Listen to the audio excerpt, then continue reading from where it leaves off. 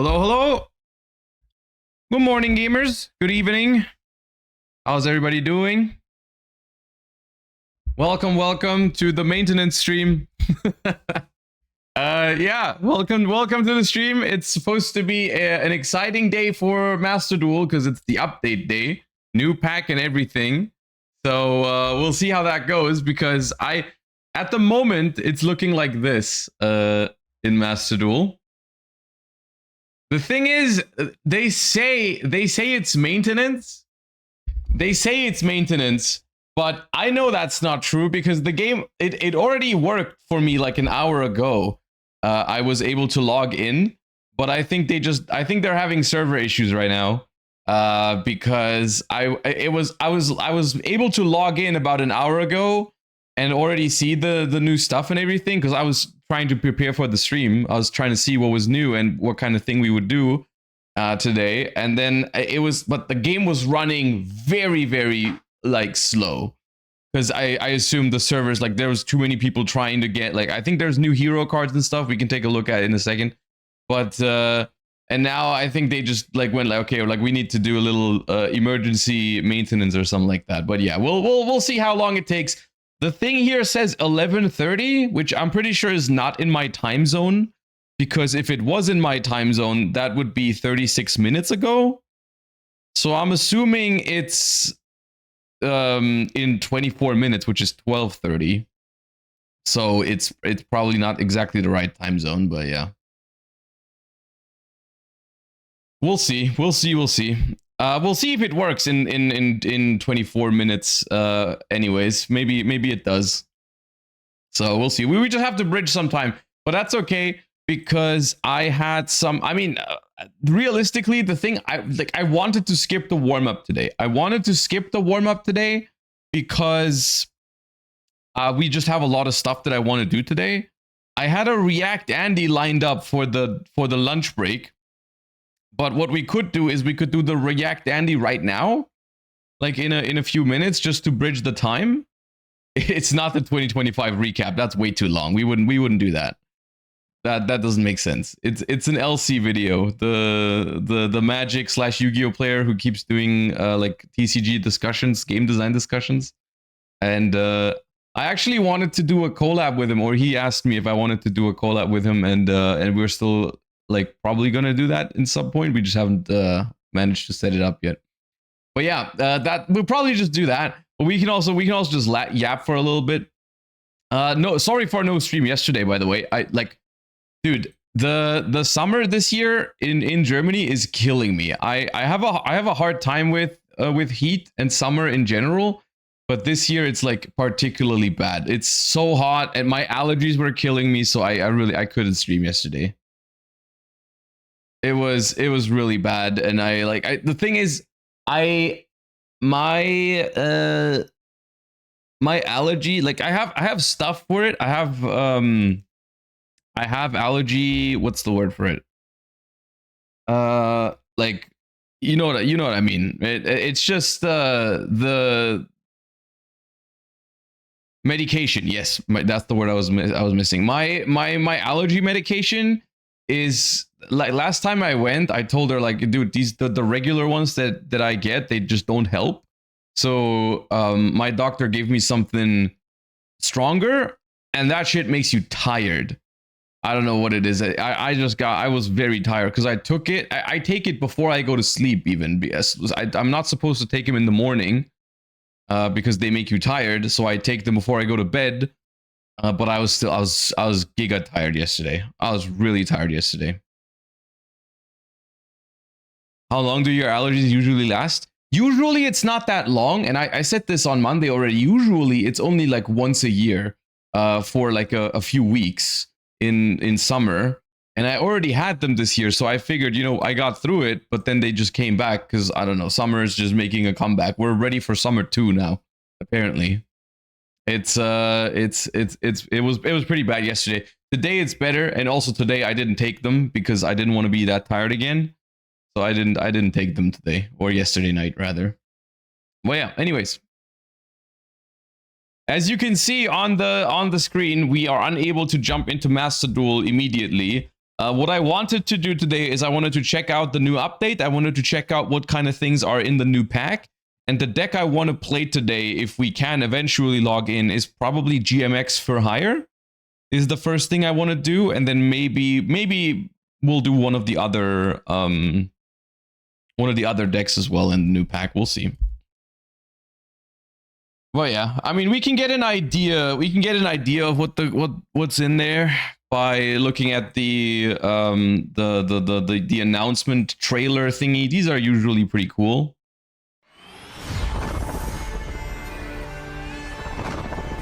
Oh yeah, it's also 100 million download campaign.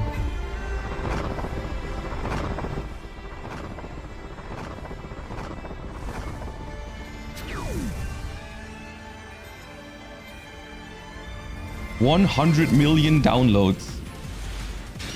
How many of those 100 million do you think roughly is Farfa making new accounts for his series, so he doesn't have to buy the packs for them?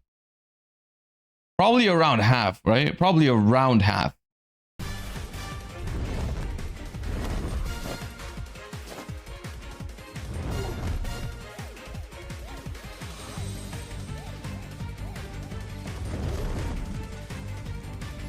Is this the Overframe guy? I know this one's getting an Overframe. Yeah, okay. This one, the other one is also an Overframe, isn't it? No? Okay.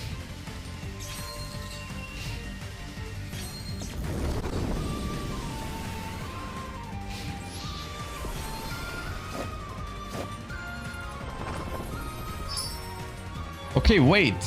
Wait. So that means... You see all these cards. So we get Super Poly Overframe, the horrific Stratos alt art, this Overframe, but for some of them, they didn't put the Overframe, because like the Karibo has an Overframe too, right? The Wing Karibo level 10.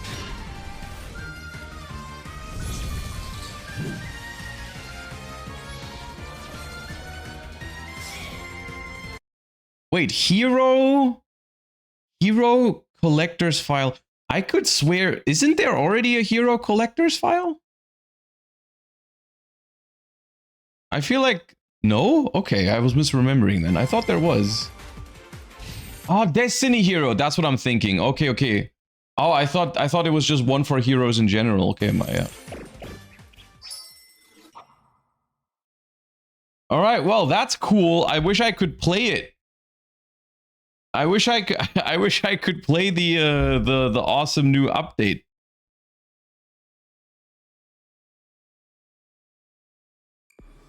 But I cannot. Thoughts on this? Oh yeah, I did see this. I did see this when I logged in briefly this morning. That you can buy a Molcharmi Fualos for $1 or €1, I guess, depending on where you're from. You get what? You get 60 gems and a Molcharmi Fualos.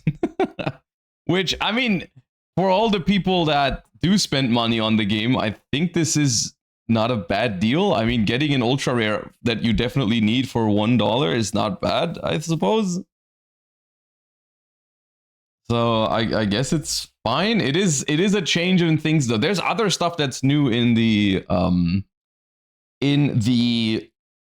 shop as well. I saw earlier. So a couple of different things. Can you dismantle it? I mean, I don't know if you can dismantle this one. I would assume not. But you can dismantle the ones you already have if you already have Molcharmis. Because I was thinking about this. Is it worth it to get this if you're willing to spend money on the game? Because of course, if you don't want to spend money on the game, then of course not. But if you are spending money on the game, is it worth getting 60 gems and 10 ultra rare crafting points for one? Probably is, right? It probably is. Nah. I don't know, because what I'm thinking is like, if you scale this up, right, it would mean that for $3 you would get an ultra rare of your choice, right? Which is a pretty good expected value. That's more than what you get if you just straight up buy gems for packs, I think.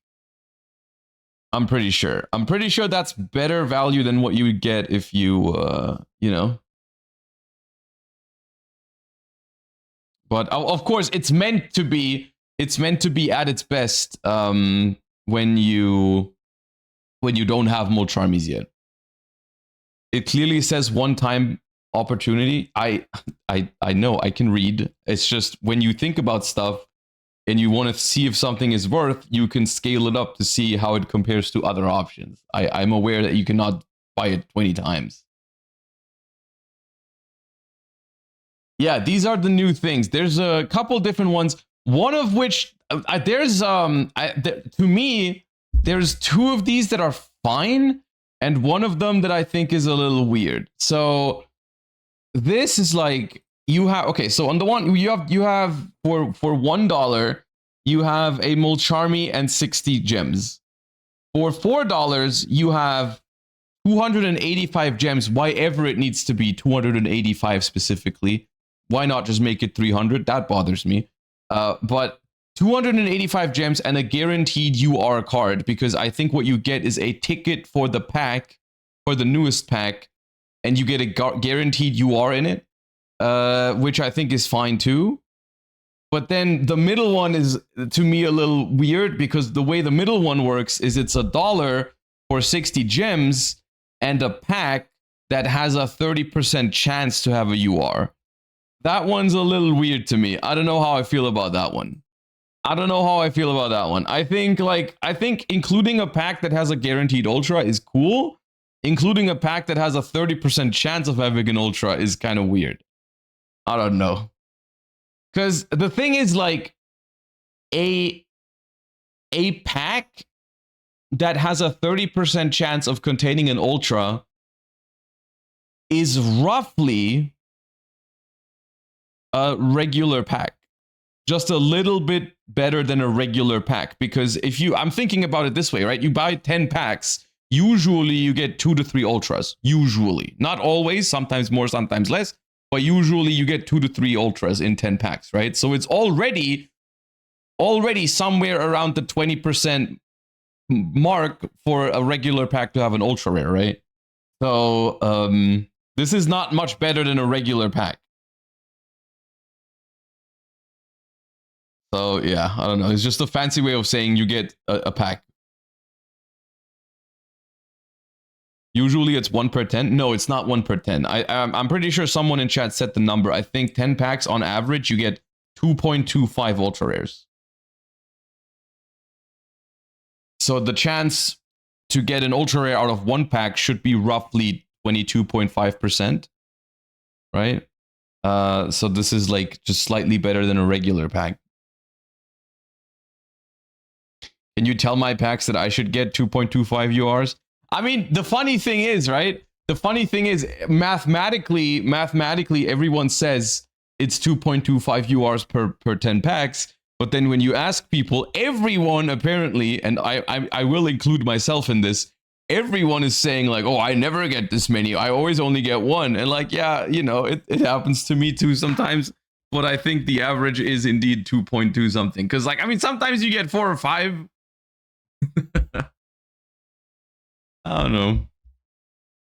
I think what happens is probably people just remember the very bad experiences more, right? Like I remember every time, for example, every time I spent my last 1,000 gems on 10 packs, and then they have no ultra rare, and then there's the freaking next time you get a guaranteed one, but I can't buy it right now because I don't have the gems for it. I remember that every time, right? Like, and I'm like, oh, they always do this, but then like, okay, of course it doesn't happen always. I just don't remember when it's normal, quote unquote, right? I just don't remember. It just doesn't have a special place in my brain when nothing like that happens. I don't know. But yeah, anyways, we will hopefully check this out at some point. Until we can, let's just do the thing I had lined up for the lunch break, because I mean, what else are we gonna do until we can actually play the new update? This is probably gonna take a little bit longer than what's it called? It's probably gonna take a little bit longer than the update. Hopefully, I mean that's the plan. Yeah.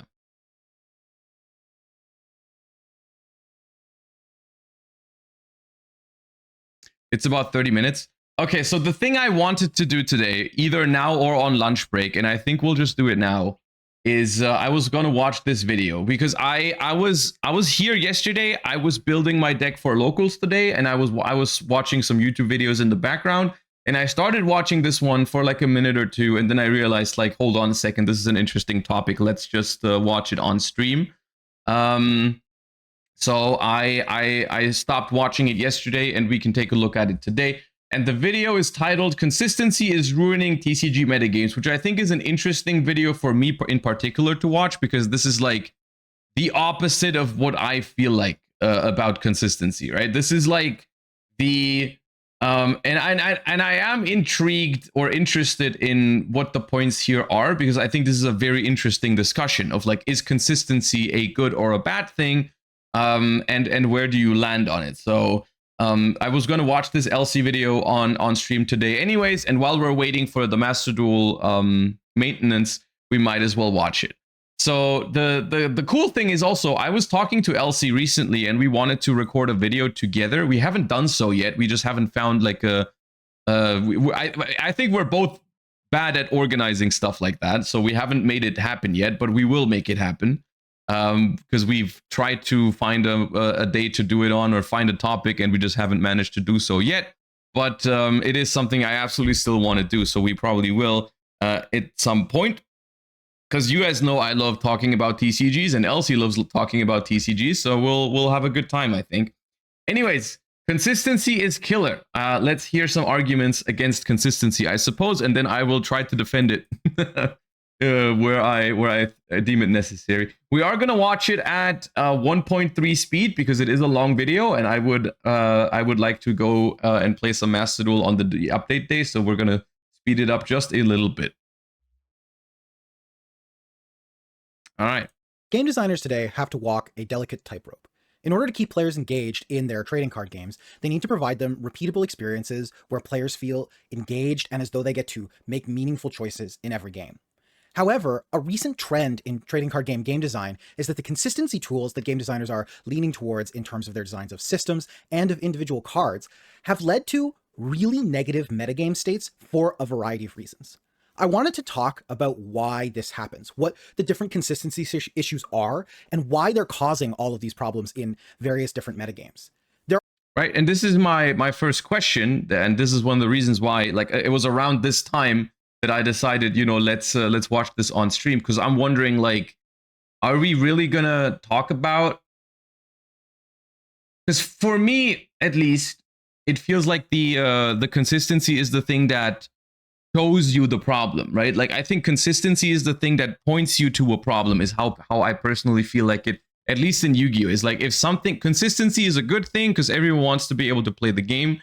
But if something, if what's happening consistently is bad or too strong or whatever, then that thing is the problem, right? I am looking at it from a very Yu-Gi-Oh! Coded perspective, and I know Elsie talks about a lot of different games, so I'm also interested to hear comparisons to other games, like that. But I that's how I feel about it in Yu-Gi-Oh! But yeah. There are a myriad, actually, of reasons why consistency tools might cause issues in a trading card game. And it's not just as simple as you have too many copies of a similar card. There are a lot of layered issues sometimes that go into it. So what we're going to do is I'm going to go through a couple of examples of either current or recent metagames where consistency problems have led to an overall relatively negative and I would say largely unfun metagame state for players. And then we'll talk about why this tension is hard to resolve for game designers. I'll talk about what aspirationally I think consistency should look like in trading card games, what the actual aspirational target for that might be. And then lastly, I'll talk about some tools. I have a lot of things I want to say, but I don't want to start the video by talking about consistency for 10 minutes. I want to say the things where they make sense in the video. So We'll get to consistency in Yu-Gi-Oh, I'm sure, at some point. So I'll save it for that. A bit more aggressively in various trading card games in order to achieve. The maintenance just extended for another hour. Oh yeah, perfect. Look, I think we're gonna have no problem with that, because this might take this long anyways, because we're yapping about game design and Yu-Gi-Oh card design right now. So we will be able to bridge it probably. These goals and create more dynamic and interesting. I was suspecting that earlier already because the maintenance was not supposed to go this long already, and I was logging into the game earlier and it was having massive server problems. So I feel like it's something that they might need some time to fix. Yeah, we'll see. Games while still allowing players to feel engaged and as though their deck consistently does the same thing every time. So let's start things off by talking about the first really kind of problematic metagame, and this is the current Star Wars Unlimited metagame. Star Wars Unlimited right now is in a brand new metagame. So Star Wars Unlimited, I don't know a lot of. I've never played it. I know that some people are very fond of it. My first ever quote-unquote explanation of it was actually at the recent Riftbound invitational that I was invited to, where there was also a Star Wars player, and I was talking to different people at that event about their respective games, and the Star Wars player explained a few things about Star Wars to me, because I was interested in how that game worked. So all I know is that they do like I think they have 40 card decks, and they draw 2 cards per turn. They draw 2 cards per turn, and they put one of their cards as a resource, like as a mana every turn. So, but they do see 2 cards per turn, which I think that means the decks are very consistent in it, because they draw 2 cards per turn. State, the newest set Ashes just came out, and the Galactic Championship happened only 2 weekends ago at time of recording. Unfortunately, at that tournament, it became really, really clear that the Cad Bane blue deck was oppressively more powerful than. It's always interesting to me to see a card from another card game that I have no idea how it works and figure out why it's broken. Overwhelm. When attacking an enemy unit, deal excess damage to the opponent's base. Okay, so that is piercing battle damage. Let's go. On attack, you may deal 1 damage to a unit with 2 or more remaining HP. Okay, what's interesting to me is that it's not the card itself that's providing any sort of consistency here, right? Like this is not like card draw or searching power or anything like that. I guess maybe it's just got access to powerful consistency tools. Anything else you can be doing in the format. It put 3 pilots into the top 8. It won the tournament. There were many, many more in and around the top 64 of this event. And when people thought maybe because the deck had become more known that perhaps it would be more targetable, that in fact did not happen. On following weekends at PQs and other large. This is a leader, so it's like always accessible. Okay, yeah, I mean, I see. So this is like the kind of the Riftbound thing as well, or like One Piece, where you just start with this specific card in play. Tournaments, Cad Bane Blue has continued to be extremely oppressive in the metagame, to the point where there are calls for emergency bans or changes to be made right away. But how do we get here? What's the actual problem with Cad Bane Blue? There are a bunch of different theories out there and a bunch of different, I think, notions about what the problems are, but I'm going to sum up some of the most important ones and why they trace back to this idea of consistency. Number 1, Cad Bane Blue is leveraging a couple of extremely powerful late game tools that come in on the 8th turn of the game. Or, well, sorry, on the 7th turn of the game with 8 resources. Now, this is important because of the way in which Star Wars Unlimited's resource system works. In Star Wars Unlimited, you can resource a card every turn. You draw 2 cards a turn as well. So what this means is that by turn 7, because you start with 2 resources in play, by turn 7, you are able to finally start playing these 8 drops. The 8 drops that I'm talking about are Pre-Vizsla and Ninth Sister. These are the 2 ones at 8. And then at 7, sorry, Ninth Sister's at 7. Pre-Vizsla is at 8. Yes, sorry. And then there's also Chimera, A Frightening Reality, which is also on 7. And so on turns 6 and 7, you are able to start deploying these really, really... Don't do it, chat. Don't do it. Powerful late game tools that take over the game. And the problem is twofold. Number 1, in Star Wars Unlimited, the resource system, the resources in return, the drawing 2 cards, means that by turn 7, you have seen 18 cards in your deck. The 6 from your opening hand, and then you've drawn 12 more across the 6 draw steps that you've had on the turns, not including turn 1 leading up to this. If you plug that into a hypergeometric calculator and you assume that you need to find 1 of these powerful 7 or 8 drops in order to be able to swing back the board, which is what all of these cards do. They come down, they're large bodies, and they remove either a bunch of units or 1 unit from your opponent's side of the field. You are over 90% to have one of these tools on turn 8. So Yeah, interesting. But I feel like, and this is where I'm gonna play devil's advocate here, I guess, and be the one defending consistency, because to me it feels like this is a design choice for Star Wars Unlimited. Because of the draw 2 cards per turn system, you will just see a majority of your deck very, very consistently. There's like no way to prevent this if you make the game this way, right? Like a 40 card deck, or a 50 card deck rather. Here it says 50 population size, so I assume the deck size is 50. If we just draw 2 cards per turn over a game that takes multiple turns to finish, we will see very consistently certain copies of the cards of the decks that we are putting into our decks. To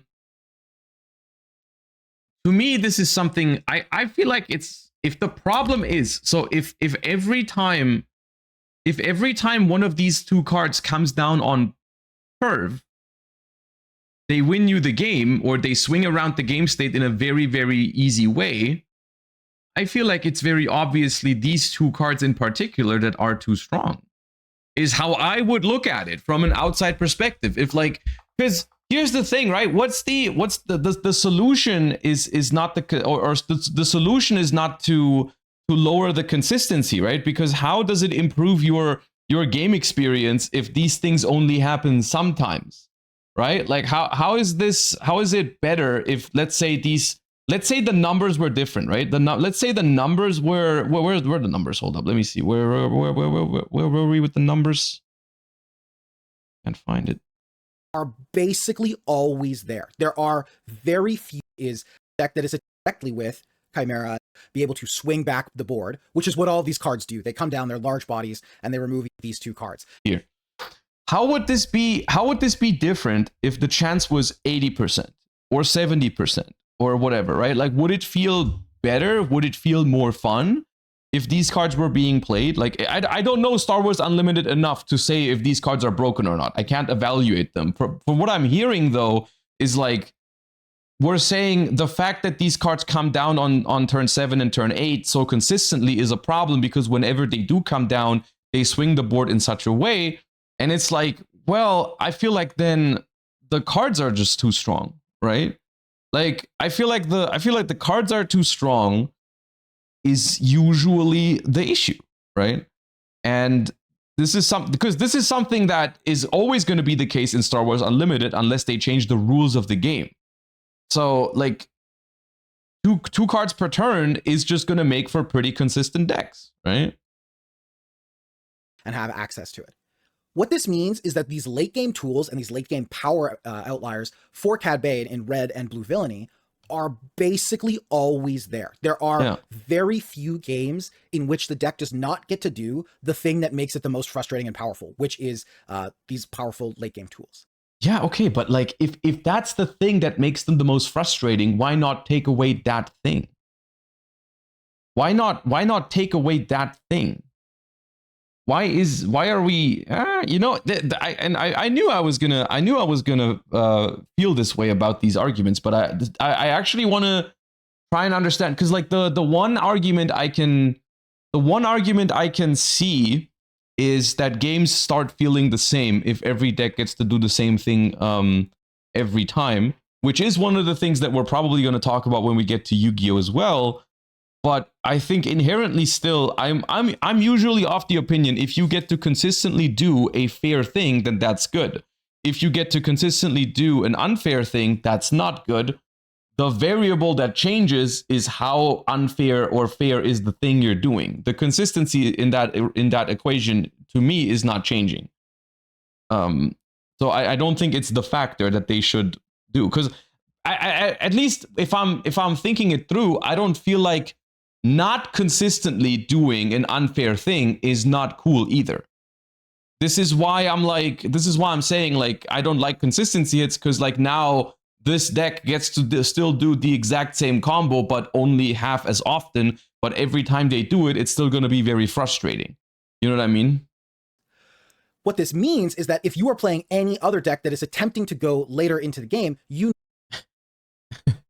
It sounds dumb. If a guy throws a rock at my head every 5 minutes, I wouldn't want him to do it every 8 minutes. I want the guy throwing the rock to stop doing that.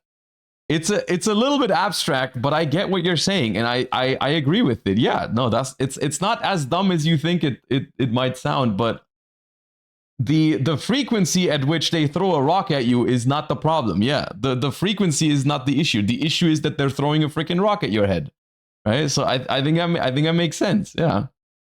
You need to be able to know that your tools can compete very directly with Chimera, Ninth Sister, and Pre-Vizsla. And the reality of the current metagame is there are no other tools that are better than those. Josh wants the rock to be smaller. Yeah, exactly. If the rock is not as big and it doesn't hurt you, then it's whatever, man. Throw your rocks. I don't care. I mean, eventually it'll probably annoy me if it's the same rock every 5 minutes. But you know, if it doesn't hurt, then you know it's better. There are no other tools that can interact with those. So what's the problem here? The problem is the consistency. It's actually, the more I think about it, it's a pretty good analogy. Actually, I think it's a good way to look at it. The problem is because of how many cards you draw, because of how much consistency you have in making your resource drops every turn. You can always resource. You're always going to hit 8 resources on turn 7. You're always. There's another thing that I am thinking about with Star Wars Unlimited, which is I'm just making an assumption. I don't know if it's actually true, but the way it sounds. And this might be another issue with the design of the game itself, or issue or good thing, depending on where you stand on it. But if you draw 2 cards every turn and then you put one of those cards into your resource system, it basically means that there are no bricks in your deck. If you draw a high cost card too early in the game, you can just resource it, if that's how it works. So there's no risk attached, quote unquote, no real opportunity cost to just throwing the most powerful end game cards into your deck. Like even in a like deck with a lower curve in mana terms, you could just throw some very expensive cards in there, and if you draw them early, well, just put them down there, right? Hello? Gonna hit 7 resources on turn 6. You're almost always going to have access to one of these cards, assuming you drew no other cards outside of just the ones from your draw step. It means that no other deck can really feasibly plan to play in the late game. And so that causes a lot of warping in it of itself. And this has often happened in Star Wars Unlimited metagames, where when there is a most powerful late game tool that only one deck gets access to, because they are going to always consistently get to that tool, it's very rare for other decks to be able to occupy similar spaces in the spectrum. And so you end up with a very... Endgame bombs making a climax is why we play those types of games. I agree, but if you change the rules of a mana-based game, you do have to change the design accordingly. I'll make an example. In Legends of Runeterra, one of my favorite things about Legends of Runeterra, because it was a mana-based card game, was that you could carry over some mana from previous turns. So if you ever got unlucky and you didn't find like a 1-drop or a 2-drop, your mana would carry over to your next turns, but you could only use it for spells. You couldn't use it to play bigger units. So for example, if you didn't have a 1-drop, your 1 mana from turn 1 would carry over as spell mana for the next turn. And even then, if you didn't have a card on turn 2, your 2 mana from turn 2 would also carry over. So you would have 3 backup mana, which was the maximum. It would cap at 3. But you would have 3 backup mana on turn 3. So you could have 6 total mana on turn 3, but you couldn't play like a 6-cost unit, but you could play a 6-cost spell. What I mean by this is you have to adjust your card design to your game design. So in Runeterra, a lot of spells were lower quality if you compared them to like Magic cards or Hearthstone cards. Which were 2 games I was somewhat familiar at the time. I would always compare in my head. I would be like, okay, this card, 5 mana in Runeterra. In Hearthstone, this would be a very bad card for 5 mana. So in the beginning, the spells seemed bad to me. They seemed too expensive a lot of the times. But how it turns out is because spell mana is is a mechanic in the game, you have to somewhat lower the quality of the spells. Otherwise, you could run them out way too easily and way too quickly. And the thing is, if you make a game like Star Wars in which cards are never a brick because you can resource them down, and you get to see your cards super consistently around turn 7 and turn 8, and your high drops are, it's not risky to put high drops into your deck because you can just resource them when you don't need them. You do have to turn down the power level of those cards a little bit. You know, maybe the solution is to have card effects like these two that he mentioned that are so game warping on turn 7 and turn 8.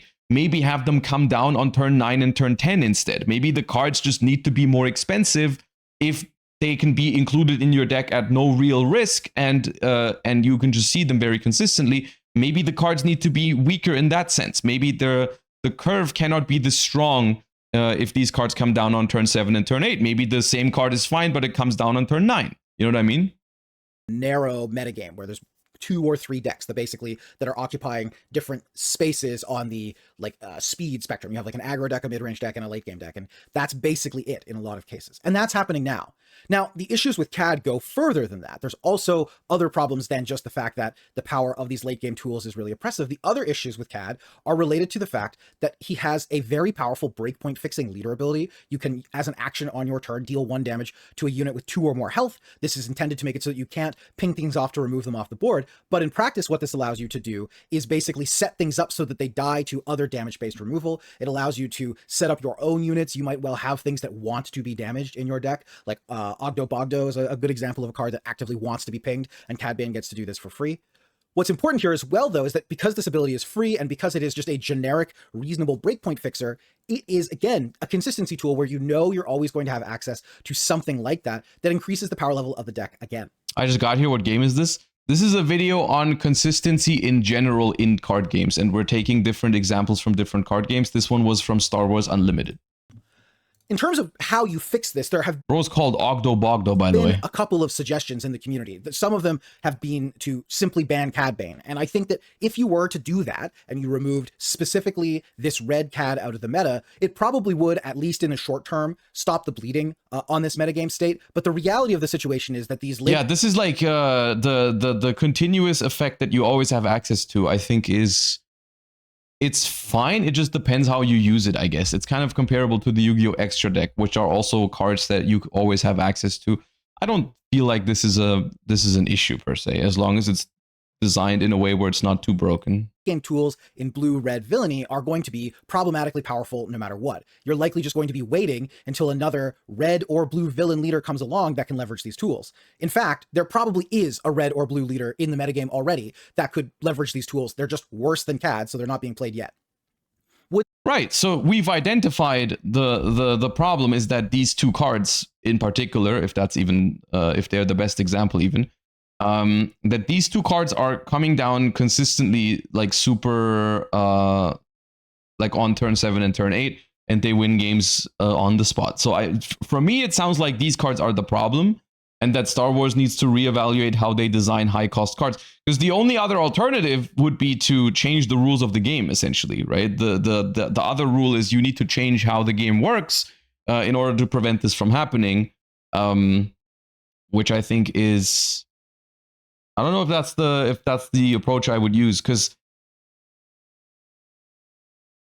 yeah.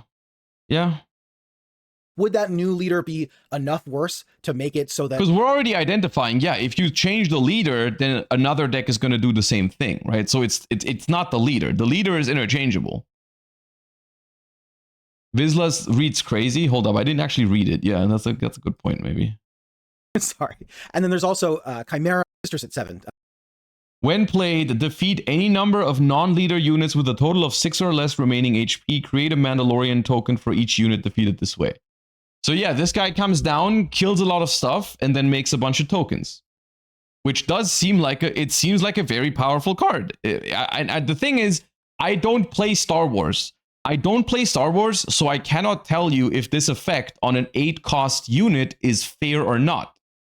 Right? But it's like, if this is such a crazy effect, and it always swings the game if it comes down for 8 mana, or 8 whatever they call it, to me it feels like this should just be a more expensive card. This should just be like a 9-cost or 10-cost card, because how is consistency the issue? I haven't really heard an argument yet that I think justifies saying like, yeah, consistency is the problem here.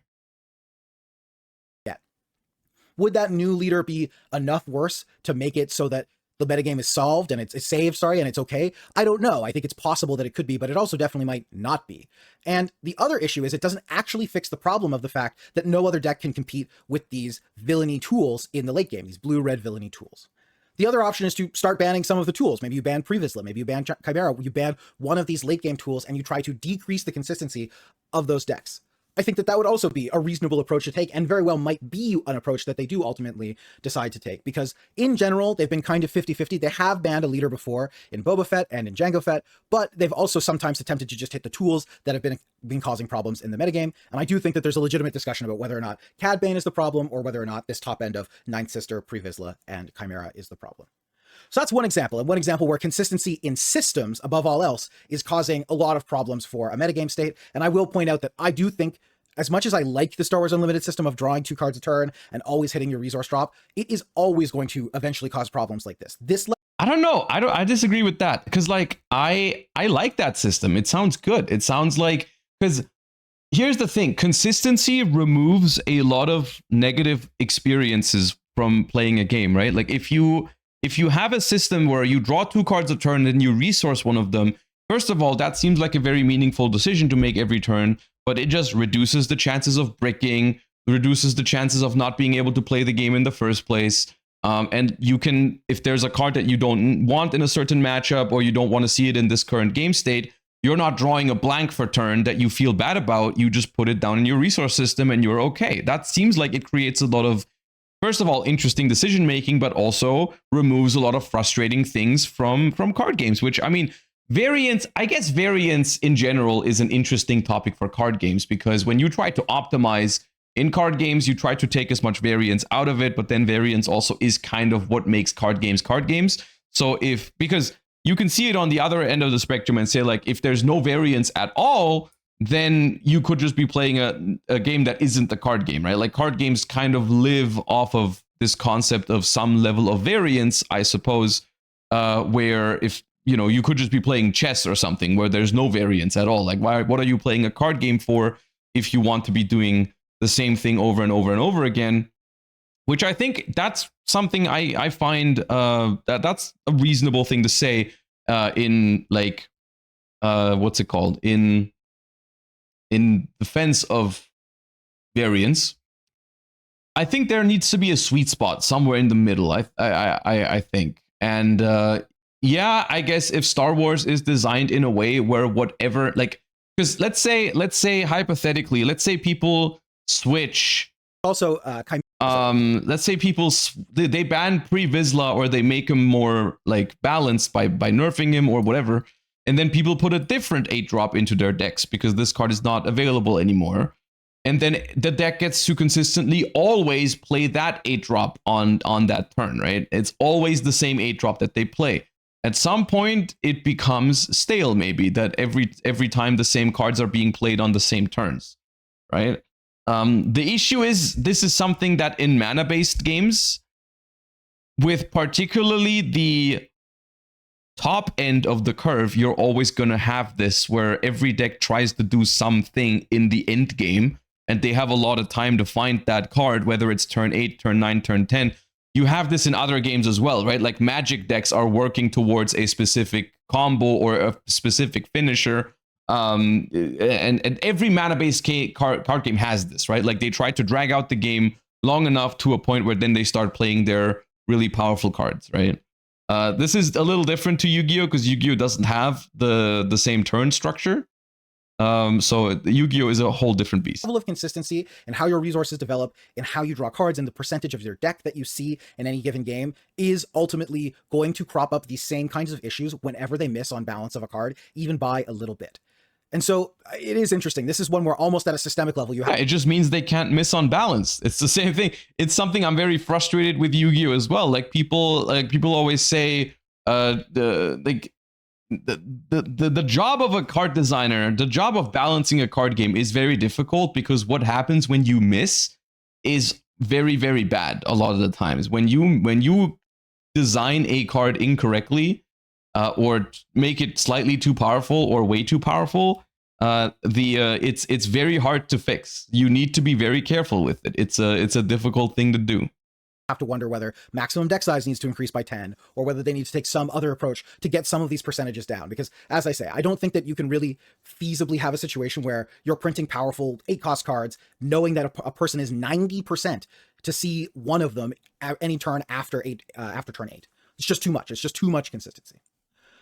The next example I want to talk about is Yu-Gi-Oh! Kind of broadly in the modern context. Here we are. This is a common knock against modern Yu-Gi-Oh! But broadly speaking, there has been a real rise in the number of one-card starters that ultimately branch back to the same combo line and result in the same end board. A good example. This is 100% true about modern Yu-Gi-Oh! This is something you cannot argue with if you play modern Yu-Gi-Oh! And I guess what I would say to that is, if that bothers you, I think that's fair enough. I think this is a game experience that Yu-Gi-Oh! Does not offer anymore. It's something that Yu-Gi-Oh! Offered back in the day, this sort of like developing your strategy over the course of multiple turns, and you could try to do it in different ways, try to set up, see what your opponent was trying to do, and stuff like that, which is essentially emulating the experience from mana-based card games. And I think the people that play Yu-Gi-Oh!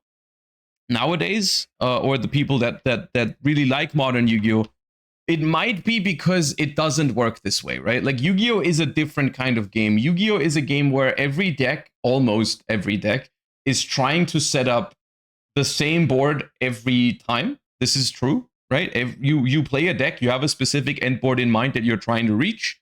The variance in Yu-Gi-Oh!, and I mean the variance not in terms of the statistical variance, but the diversity in gameplay from Yu-Gi-Oh! Is the gameplay that happens after that. Is basically the player going first in Yu-Gi-Oh! Makes a board, the player going second tries to crack it. That is the game flow of Yu-Gi-Oh! Is not turn-based, like 10 turns, develop cards, work towards a long-term goal. This is not what Yu-Gi-Oh! Is anymore. And I mean this with no positive or negative, connotation. This is just how the game works. Yu-Gi-Oh! Is a game where if you go first, your job is to make a board, and if you go second, your job is to break that board and then win the game from there. And then sometimes a grind game happens, sometimes you can't break it and you lose, sometimes you OTK immediately, sometimes you have to set up for multiple turns, right? And then that's just the game flow of Yu-Gi-Oh! And in this game flow, the way modern Yu-Gi-Oh! Works, we simply cannot really afford bricks anymore, right? Like, if you draw a slow hand in Yu-Gi-Oh! In 2010, that's fine. If you draw a slow hand in modern Yu-Gi-Oh!, if you draw a hand that does nothing, you almost always just die in modern Yu-Gi-Oh! This is why I think they've just gone towards making every deck hyper consistent, right? And whenever something is hyper consistent, it's going to try to do the same thing. Like, people are going to find a optimal way to make an end board with a deck, and then the deck tries to do that every time. And this is specifically why maybe my view on consistency as mainly a Yu-Gi-Oh! Player is different from his idea, right? Which I think is okay, because if you come from a mana-based card game, I think it is different, maybe. But with Yu-Gi-Oh!, like, we kind of need this. We kind of need this consistency to be here. What we need to worry about is the thing that the deck is doing fine? Is the thing that the deck is doing something that the player going second can manage? Because in this game that we're playing nowadays, with player 1 makes board, player 2 tries to break board, it's Yu-Gi-Oh! Is kind of like a puzzle game, right? Like, player 1 creates a puzzle and player 2 tries to solve the puzzle. It's kind of like friggin' what's that game called? Mario Maker, where you make levels and then other people play them. It's kind of like that. And that it can be fun. It can be a fun and challenging game if you engage with it. But you simply cannot afford to not make a board. Like, we need stuff to be consistent. But if the thing that the decks are doing,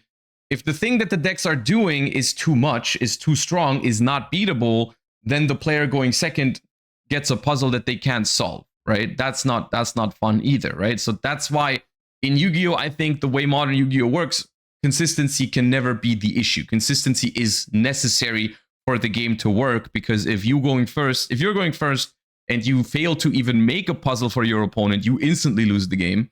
And if you're going second and you don't have a starter either or whatever, then you have no chance of winning the game either. So we need Yu-Gi-Oh decks to play, you know. And I think honestly, in Yu-Gi-Oh terms, it just comes down to everyone wants to play the game, and consistency in Yu-Gi-Oh often comes down to just, do you draw a starter or not, and then if you draw a starter, you can do your stuff, and if you don't, then you can't do your stuff.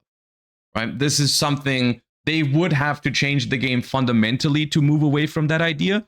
And I actually, even though I love mana-based card games, I've had a lot of fun in my days with Hearthstone and other games like that. I enjoyed Riftbound when I tried it. I enjoy Magic whenever I play it, even though those games, they all have flaws. But I enjoyed that type of gameplay as well, because it is, to me, as someone who even likes to play more control-y strategies in Yu-Gi-Oh, I actually quite enjoy this kind of like turn-based thing where you build up to something over a long period of time, right? Like turn 1, you do this, turn 2, you do this, turn 3, and like you develop and you get like, it becomes, you play bigger and bigger cards and stuff. I enjoy that. I do enjoy that, but I don't want Yu-Gi-Oh to be that, because I think Yu-Gi-Oh excels at being its own thing. Yu-Gi-Oh is probably one of the most unique card games out there because it doesn't fit into that thing anymore.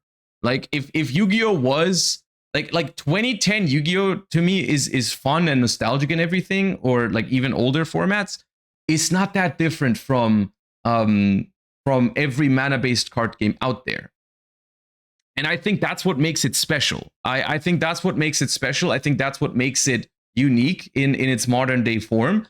It also does make it so Yu-Gi-Oh has its very own set of issues that it has to work with. Absolutely. You know, I'm not saying Yu-Gi-Oh is perfect. I'm just saying Yu-Gi-Oh is fundamentally different from other games, and I think that's good.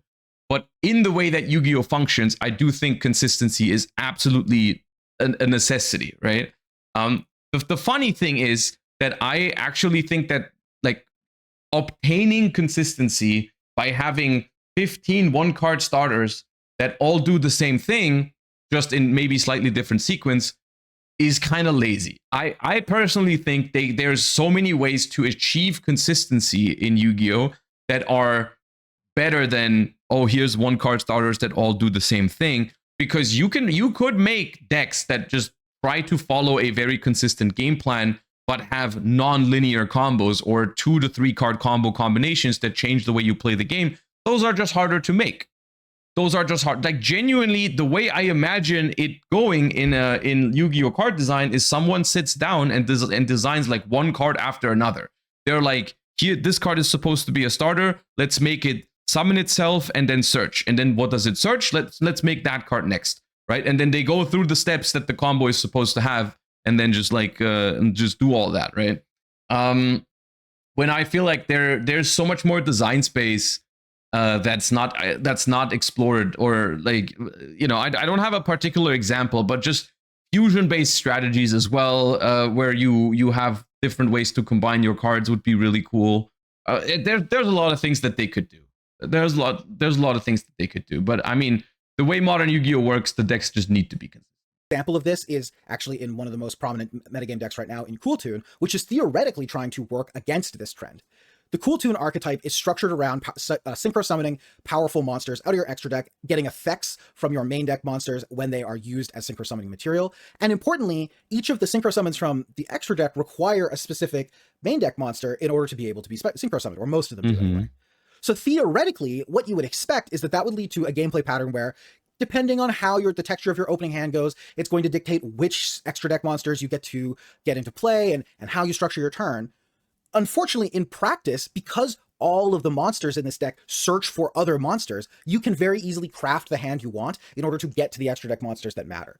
And all of these kind of branching path combo lines. This is also something that I would think could be more fun in Yu-Gi-Oh! Is when not everything searches everything. Like, I imagine it in a world where you like imagine Yami, like a deck like Yami Mitsurugi, but it just cannot bridge. But you still play them together. Like, I'm not saying exactly that deck, but a deck like that. Like, imagine two archetypes that just flow well together, but they cannot bridge into each other. So the deck would, based on your opening hand, based on what kind of cards you've opened, you would maybe in one game, you would be playing more of the Mitsu lines. in another game you would be playing more of the yummy lines, and the archetype names here are interchangeable, where you don't get guaranteed access to both of your engines, but instead you just play with what you're presented with, right? And this is something that we have examples of this in recent history, like the Chaos branded that I played is not very good at bridging into each other because I didn't include the Red Dragon Archfiend monster to search the Grifo. That deck, you sometimes you draw Albaz plus Chaos, sometimes you draw just Albaz, sometimes you draw just Chaos, and you have to deal with it, right? Or Branded Dracotail, sometimes you draw just Dracotail cards, and you just have to play pure Dracotail. And there's other examples of this too.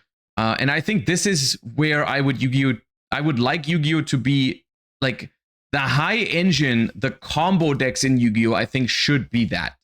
I think they should be decks that just play a high count of engine cards because they want to combine multiple engines. But combining multiple engines is not done in a way where you can just bridge. You actually have to draw multiple engine pieces to get access to multiple engines, which also forces you to include more engine cards in your decks, right? Like the Yami Mitsurugi decks, very, very often they would play a very minimal package of one of the two decks, because it would be like, okay, well, if I start with Mitsu, I can search Yami anyways. If I start with Yami, I can search Mitsu anyways. So why would I max on engine? I'm just going to play as much non-engine as I can and play a very minimal Yami package because I can search it anyways. Or minimal Mitsurugi package because I can search it anyways, right? So I think the problem is the bridging in that example, right? And I think that would be very, very helpful if they got rid of that. All kind of lead to the same place, and they lead to whatever end board you want because you have so much optionality. It means that you end up with these kind of over-centralizing strategies much more commonly. A good example of this is Cool Tune. It's always getting to the same place. One of my complaints with a deck like Dracotail in the past. Can you break a board with just engine if they always full combo? There are decks that can, and there are formats where people can, and that is also on the game designers to make sure that that's possible. Like, this is something, like, the return of engine versus engine Yu-Gi-Oh is something I am hoping for. And I'm not saying there should be no non-engine involved. Absolutely there should be, but I think the modern game is very centralized on non-engine. And that's also why, like, if in a world where you have two decks that theoretically can go together, a lot of the time people will decide against it because they would rather play, instead of having a secondary engine in a deck, they would rather just have 15 hand traps.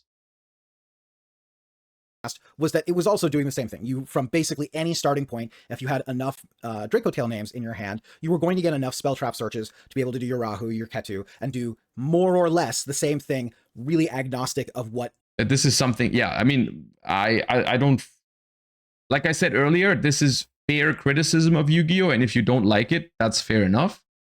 But the fact that Dracotail always ends on the same 3 traps is just kind of like the nature of the deck. Like, it needs to work this way. And Yu-Gi-Oh! Decks need to work that way, in at least to an extent. Your opening hand's texture was, barring having no names, which is obviously something that could happen. So maybe that's an argument against what I'm saying here. These over-centralized combo lines are more of a reflection of card design than they are system design. I actually think, arguably, Yu-Gi-Oh! Systems are pretty well set up to allow you to have variant play based on the texture of your opening hand. The extra deck does a nice job of kind of creating this buffer where you are going to get to do something pretty consistently. And I think if they were tighter on their design decisions on allowing generic rank 4s to go, like, search anything of a type, like cards like King of the Feral Imps are pretty problematic in this regard because they allow you to be kind of too generic and then go get something really specific. This is a great point. Like, Yu-Gi-Oh! Can have this. Yu-Gi-Oh! Can have this if engines just don't bridge into other engines as much. Then here's the thing, decks would still try to do similar things, but if we had less bridges, then people who want to play hardcore combo stuff, they would, like, and I mean bridges in terms of both main and extra deck, just ways to search all of your cards. Then you would be forced to play more engine to get to a bigger board.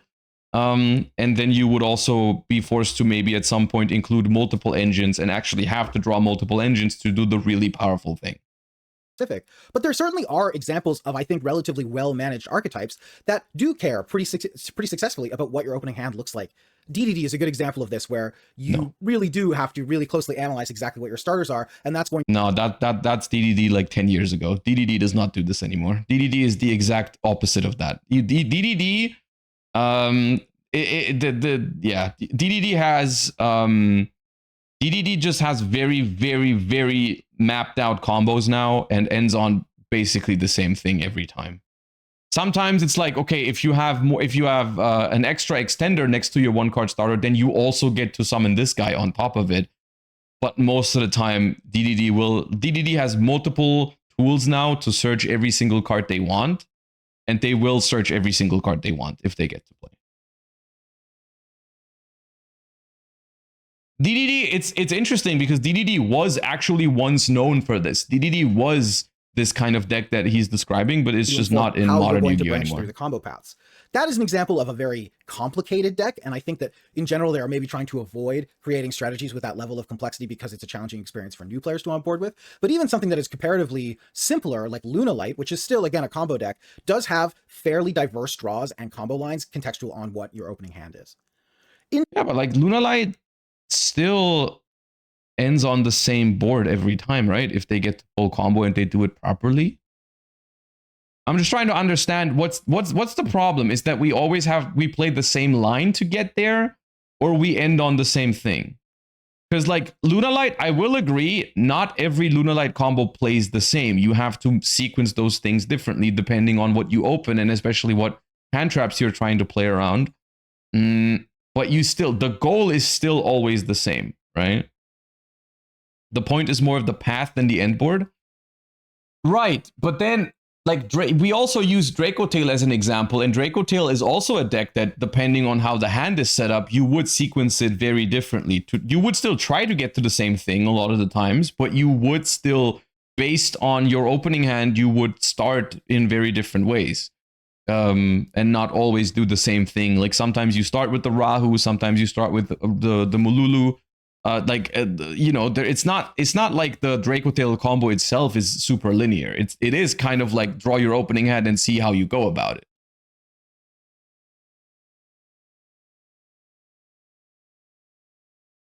Why can't I click play sometimes? In general, the consistency here has more to do with the construction of cards and the way that they link back through the same chains no matter what. I think that this is something that can be resolved, although I don't know that they necessarily feel a lot of incentive to do so. Certainly modern designs have been trending more towards the kind of centralized one lane of combo direction than they are into the branching paths, non-deterministic.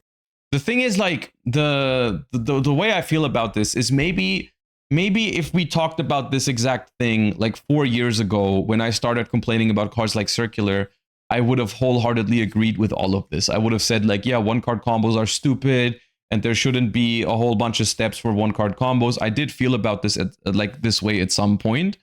So I do see where we're coming from. But because of what I just explained a few minutes ago about how modern Yu-Gi-Oh works and how it's developed in the last couple of years, I now think we are at a point where that is just how the game works. I still think there are more creative ways of making decks consistent outside of just 1-card combos. Like I said, I can imagine a world where decks play with 2 to 3 cards and try to combine them in different ways, especially if you remove all the bridging and this card searches that card, which searches that card, which summons that card. I think this is something that I would like for them to go away from a little bit. But still, overall, the fact that Yu-Gi-Oh decks are trying to do the same thing and have standardized combos, I think in the context of modern Yu-Gi-Oh is fine. I've made my peace with it. But I do see where we're coming from here. Me personally, I would much rather see something non-deterministic be more of the norm and force players to have to think on their feet. But I also understand that that is not necessarily the gameplay experience that Konami is going for with Yu-Gi-Oh. The way I look at it is like the interesting part in modern Yu-Gi-Oh, the thing where people make meaningful decisions and stuff like that happens usually on turn 2, right? Like turn 1 is kind of just like the cutscene where player 1 makes their board, and then the interesting gameplay is supposed to start on turn 2. And these are the things that mainly make me frustrated with Yu-Gi-Oh, and the things that I complain about most are the things that prevent gameplay from getting interesting after a board is being made, right? Like the things that make it so the player going first can't play the game at all, not interesting. Whenever a board is being made that doesn't require any sort of level of critical thinking because it's just so auto win, that's not good. And just stuff that prevents gameplay from happening, like floodgates. Those are the things that I complain about most, because I feel like Yu-Gi-Oh should be an interesting game as soon as the player going second starts playing into the board. That's the most important thing to me. I understand that people find certain decks boring when they go first because they do the same thing every time. I think that's a valid argument, but I do think, for me personally, that's fine as long as they provide interesting gameplay when the player going second breaks into the board. That was one of my main things I kept saying during Ryzeal format, because people were saying that about Ryzeal. Ryzeal is a boring deck because it always does like special level 4, summon level 4, which I get. Yeah, the Ryzeal turn 1 is not very like entertaining or anything like that. Ryzeal turn 1 is kind of just like do your thing back then, like summon your duo drive, summon your detonator, set up your cross and stuff like that. The reason why I was okay with Ryzeal was because the playing into the detonator was fun, you know?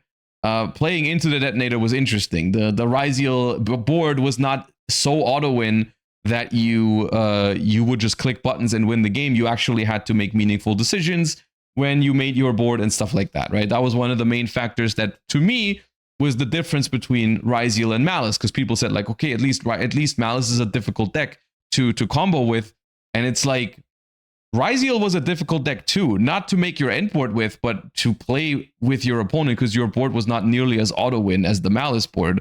So like, yeah, maybe the Malice turn 1 was more challenging, but honestly, it was nothing that someone with a lot of time on their hands couldn't just learn the lines for against hand traps. Like, it was just like you just need to study up and then you can play Malice going first.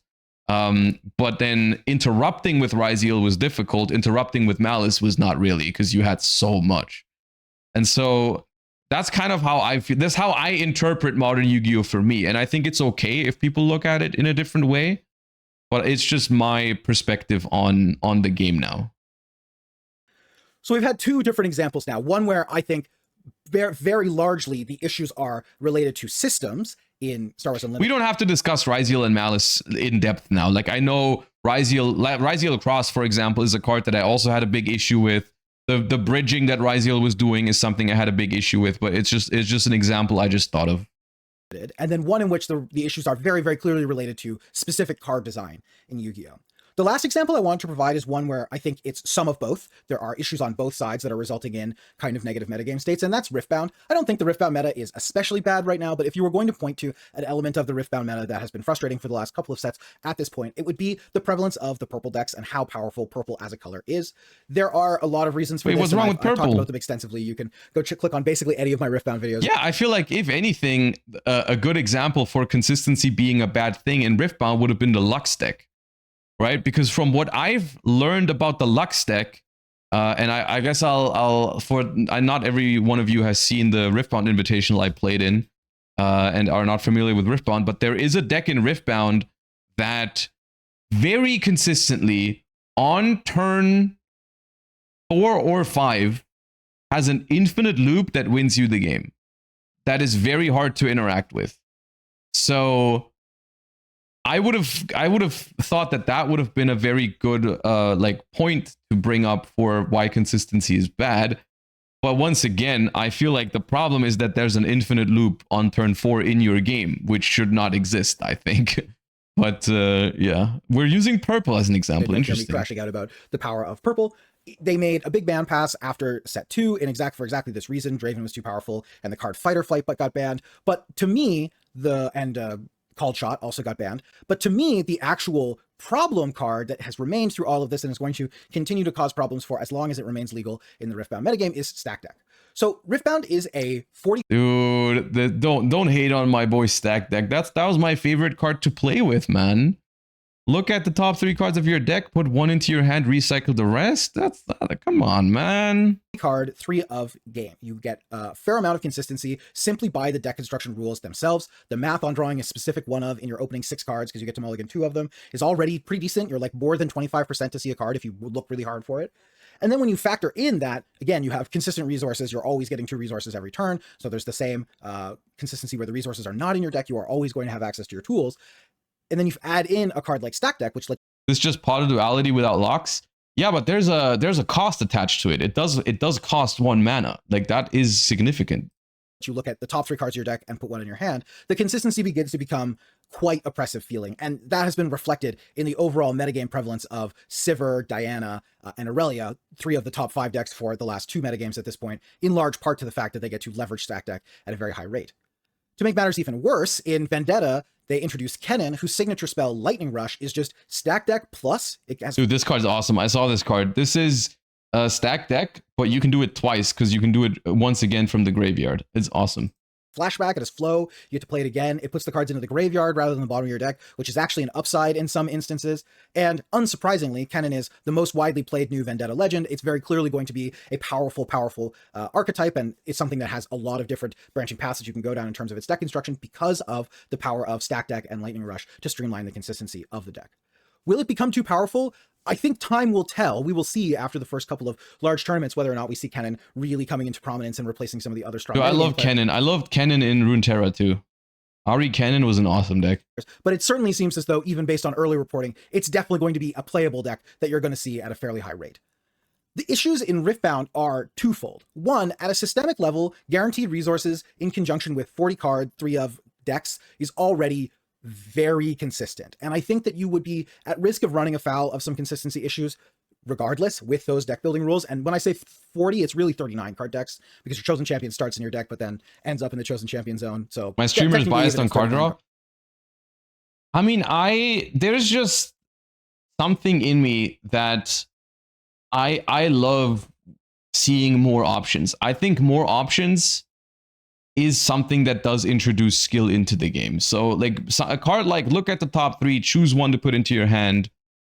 I just think that's an interesting effect to have in a card game, especially when it has a mana cost attached to it. Like, yeah, if that card was 0 mana, that card would have been broken.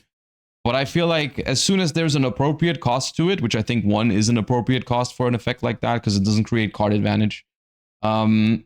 I just think it's interesting. I think it's good. I don't like the idea of, well, you draw your cards and whatever the order you draw the cards in, that's just how the game goes. You have no control over it. I think there needs to be a middle ground where, you know, some amount of digging, some amount of drawing, some amount of whatever is possible. And I don't think Riftbound has like an insane amount of it. I think it's fine. I do think that, of course, you would have to make sure that, you know, all the colors, if you want a balanced metagame like that, like not purple gets all the love and all the good cards, and then the other decks don't get those cards. I think you need to, if like for example, because we said like, okay, most of the good decks in Runeterra have purple in it because they can play stack deck. Okay, sure. Then give other colors, other good cards to have a reason to play those, I think, is how I feel about it. It's like make another deck or make another card.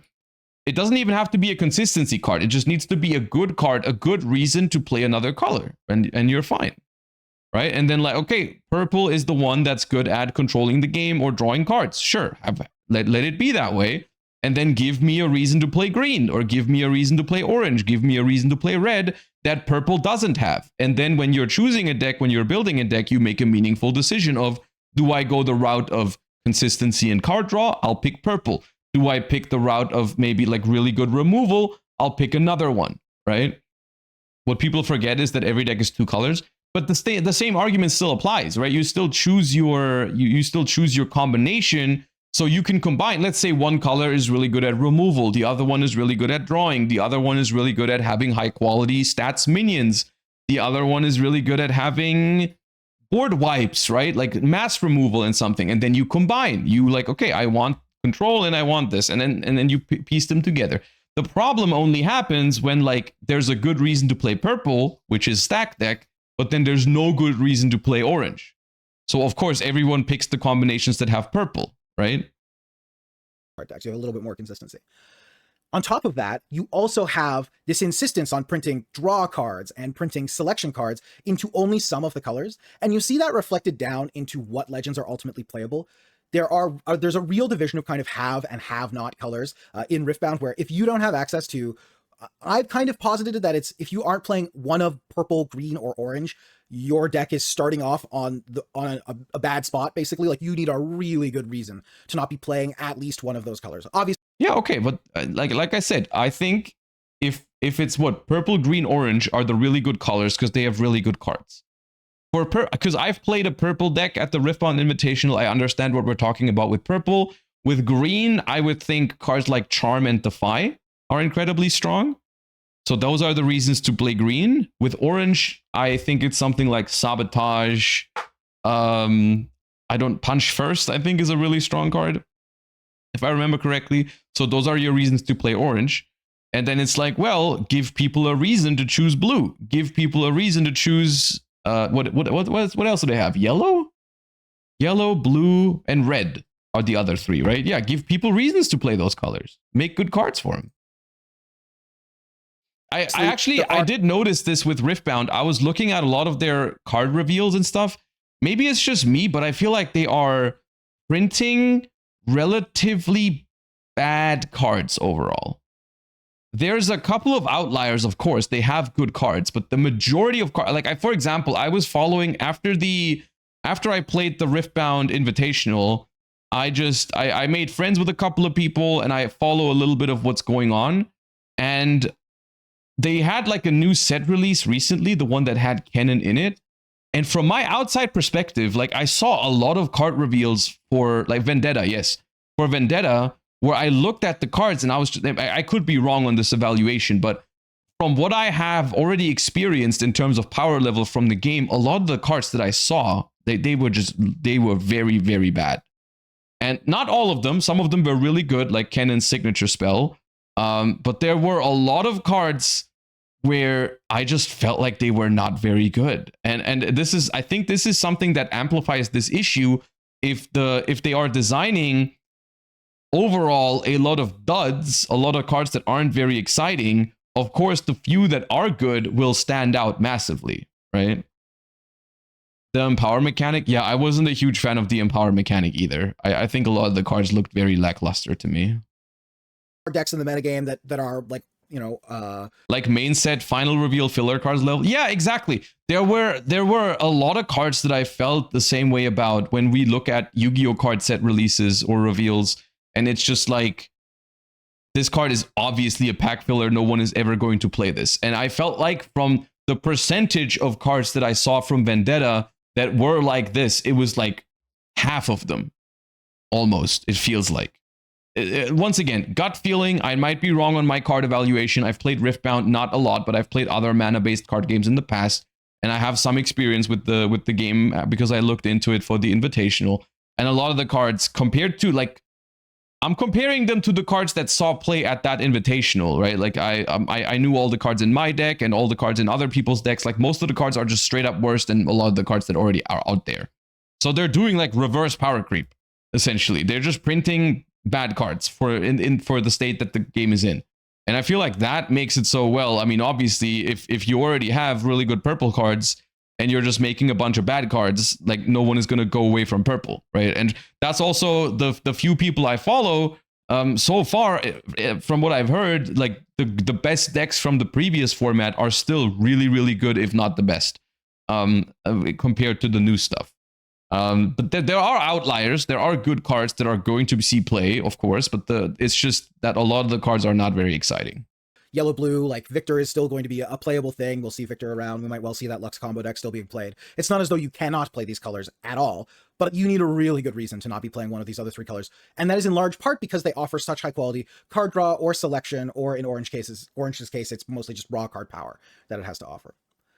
But ultimately, this all comes back to that won't be good for their pack selling. It depends, because I think Riftbound is doing something that Yu-Gi-Oh is now attempting to do as well, which it does a really good job at having chase cards that have nothing to do with the playability, right? You have like the signature stuff and alt arts and stuff like that, which is something that, you know, is going to help the set tremendously. Like, I think people are still excited for the set because there's special stuff in there. And also, not all the cards are bad. There are still chase cards. It just means that, like, instead of completely shaping up the meta from scratch, or like really shaking up things, there's just going to be like a couple new decks or a couple of new cards added into existing decks, and that's about it, I think.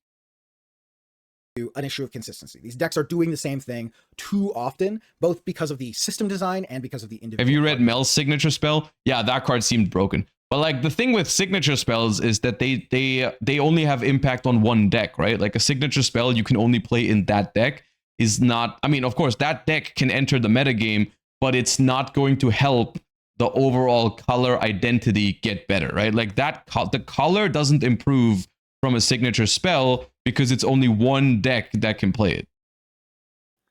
So that's kind of three examples, one on either extreme of like all of it is basically system related in Star Wars Unlimited. In the Yu-Gi-Oh context, it's, I would say, basically all related to specific card design. You could argue the extra deck is a consistency issue from a systemic standpoint. I think there are ways that you can design extra deck monsters that don't run into this problem. And yes, I have a whole video. The extra deck and consistency are a very interesting topic together because the extra deck is essentially always there. So it's always consistent. And this is where I am particularly mad at certain things because that it's essentially, if there's a problem in the extra deck in Yu-Gi-Oh, it's going to be there every game. This is why they need to be so much more aggressive with the generic endboard pieces. That it's one of the things that makes me the most mad in modern Yu-Gi-Oh is when there's generic extra deck tools that are either combo enablers or endboard pieces. Both of those things I think should almost never be in the extra deck. The extra deck should mainly be utility stuff and archetypal stuff, in my opinion. Something like, and utility, I mean like removal, like a Zeus or SP or something that helps you play into a board, or Typhon. But not like, oh, here's an Isolt that summons from the deck, or here's a King of the Pharaoh Imps that searches from the deck, here's a Zena that sends from the deck, here's a bridge into this archetype. And then it also shouldn't be just endboard pieces that any deck can use. Like, it's completely fine if you make an archetypal endboard piece that's in the extra deck that your deck has access to, sure. But I don't think we should have cards like Baron, Varudras, Cyframe Lord Omega, and stuff like that. Just because it's every time there's a synchro deck, it can make it. Every time there's a deck with level 10s, it can make Varudras. And it's just so much easier for those cards to make a deck unbalanced, right? Because whenever they design a level 10 strategy, they have to factor in that it makes Varudras. And I don't think they do. I don't think they really factor it in because, like, you know, why are all the power patrons level 10? That deck is ending on enough. But, you know, generic endboard pieces should... This is where consistency is a problem. I mean, once again, the card being accessible all the time is still the problem, but it is a problem because it's available at all times, which is something that you cannot change this about Yu-Gi-Oh! Like, the Yu-Gi-Oh! Works this way, right? Yu-Gi-Oh! Has the extra deck available at all times, so you gotta be freaking careful what cards you put in there.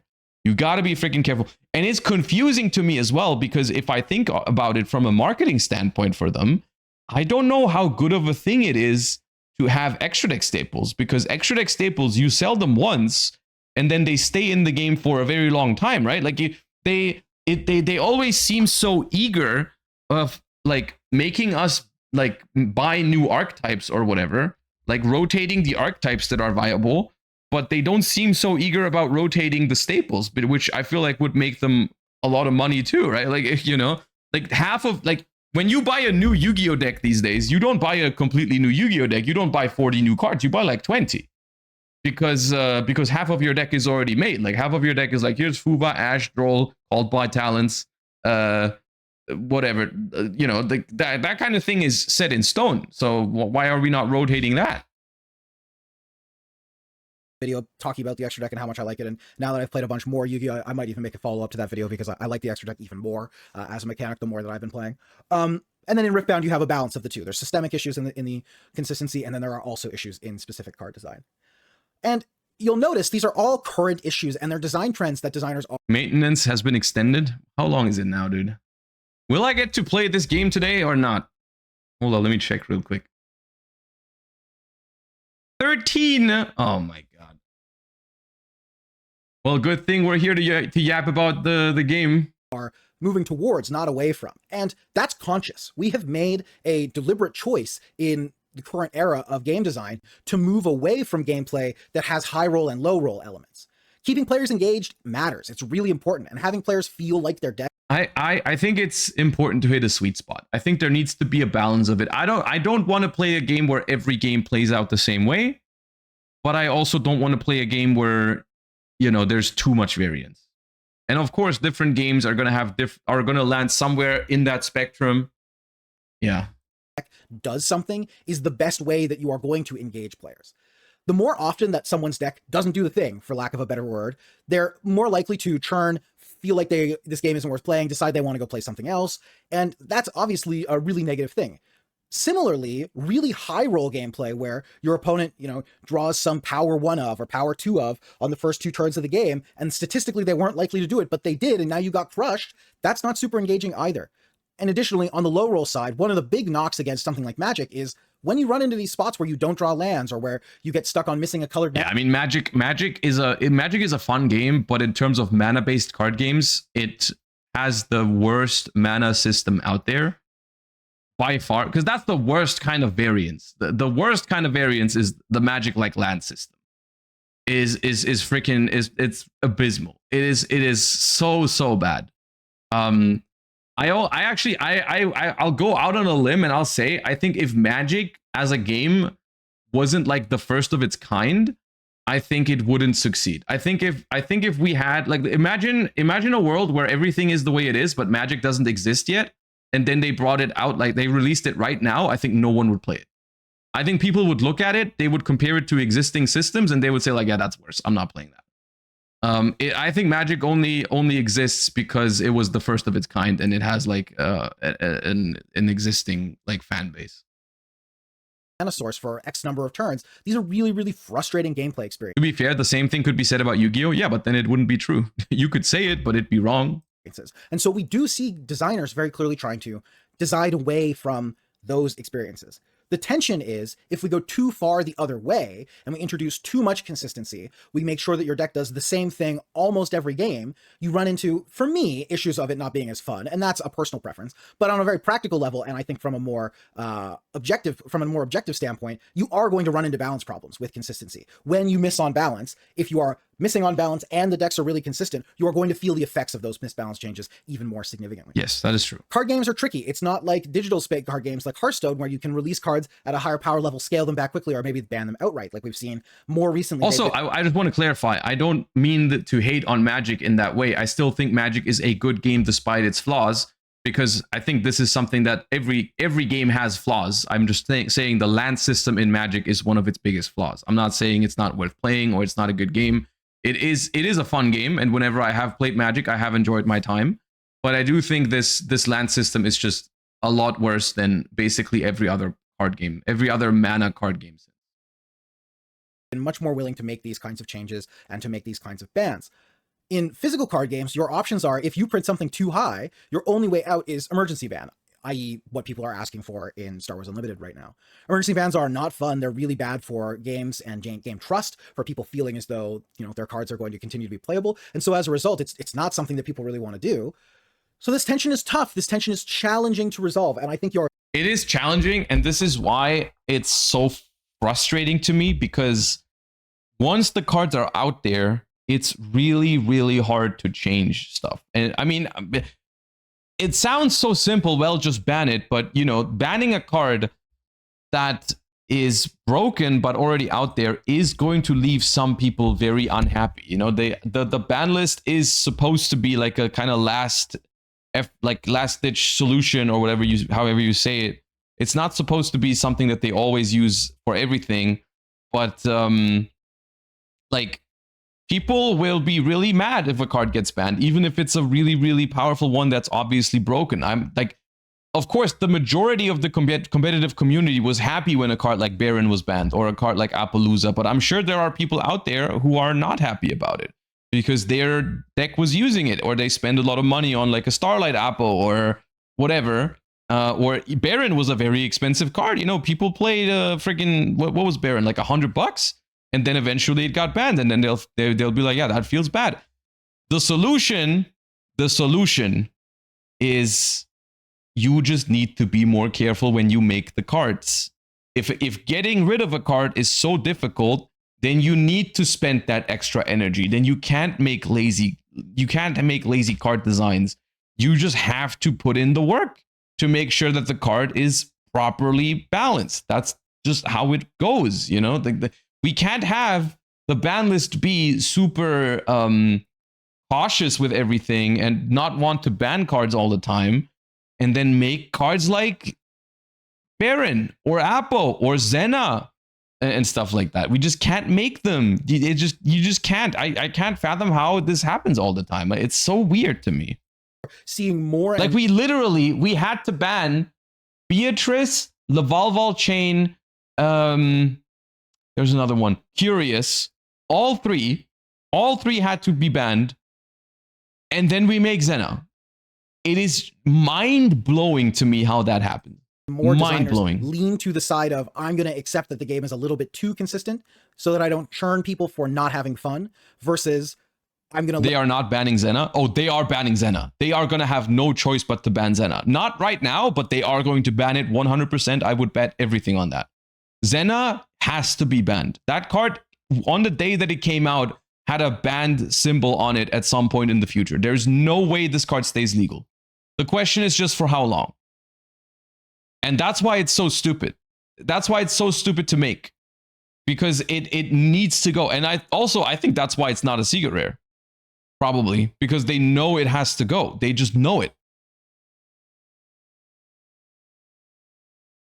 Let the game be high variance, but people are going to enjoy the high variance highs enough that they're going to stick around. And I think that that's kind of the dichotomy that you're running up against. But Curious is at 3 in OCG format. Who cares about traditional format, man? Like? What's the aspirational position for consistent and engaging? Also, Zena is literally better than I got a couple of examples Curious here, and I've got kind of an overall thesis statement that you've already probably heard me saying a little bit in the video, which is that ideally, I think aspirationally, you should have variant gameplay contextual on the texture of your opening hand, and that those should be similar. You should have similar game plans based on what your opening hand looks like, but it shouldn't be identical. You should be pathing towards the exact same win condition every single game, which is something that I think we're Zena starting literally supports no existing archetype. Yeah, in some way it's even worse, right? Because Curious at least was a Lightsworn card. Beatrice at least was a BA card. But this card, it just has no, like, it's just, he is generic staple. Go. A bit of an over-centralization around.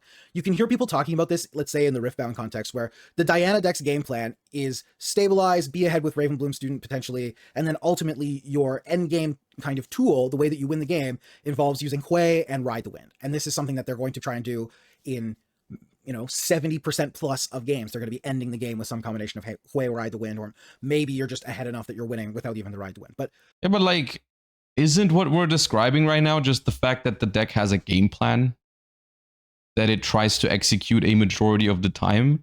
Because I do feel like the Diana example, I don't quite understand. It's really consistent, and your game plan is really consistent.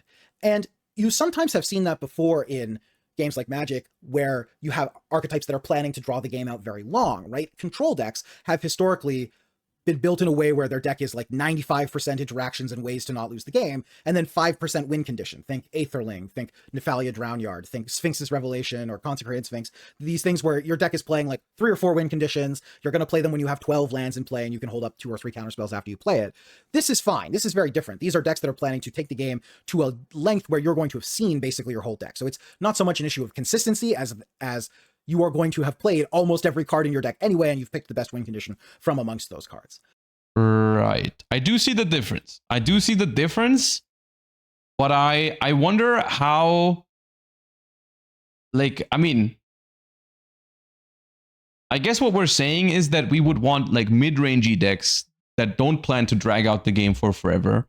We would want those to have like multiple game plans, multiple ways to win in case you don't see the other one. So like you'd have to adapt.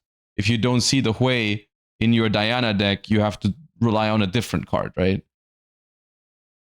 But amongst decks that are attempting to play the game at a kind of regular speed and tempo, where you're trying to end the game kind of in the middle ground of game length for your trading card game, I think that you really aspirationally should have variant win conditions and variant paths to those win conditions contextual on your opening hand.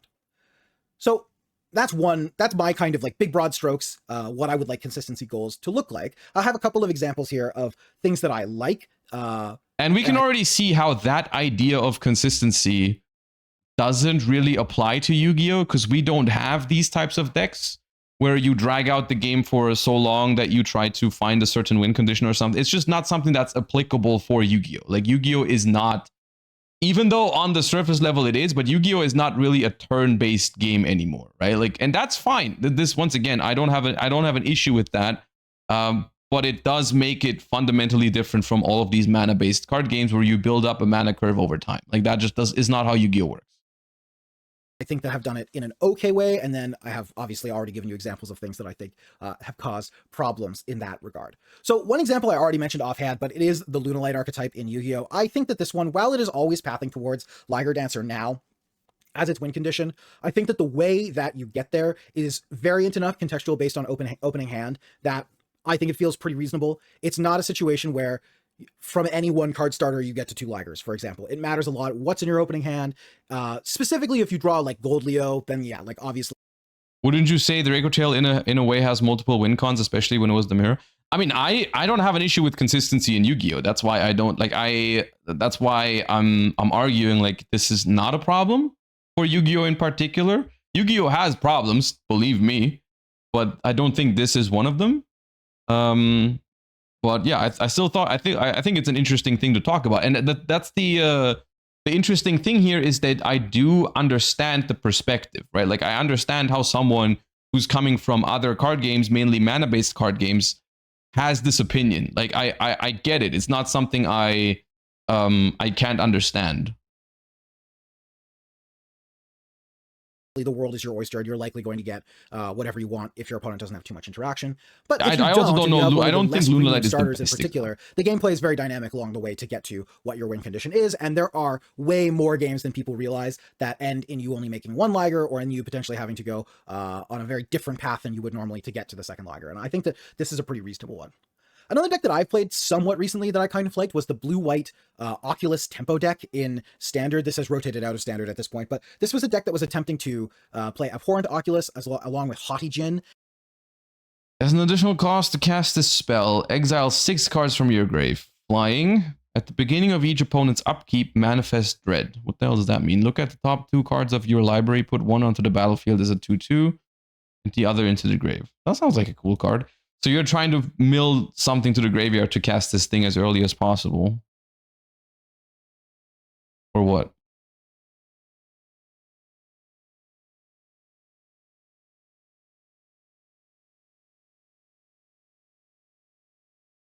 And your game plan was kind of twofold. You had a self-mill element, and you were looking to win the game with these Draw big 1 mill flyers. 1. Okay. But you had a game plan where you could be going for kind of this like cheats plan where you cheat an Oculus into play, or you had this alternative game plan where you were looking to build up a big graveyard and have these large Haughty Jins that would be putting keywords just for the sake of keywords.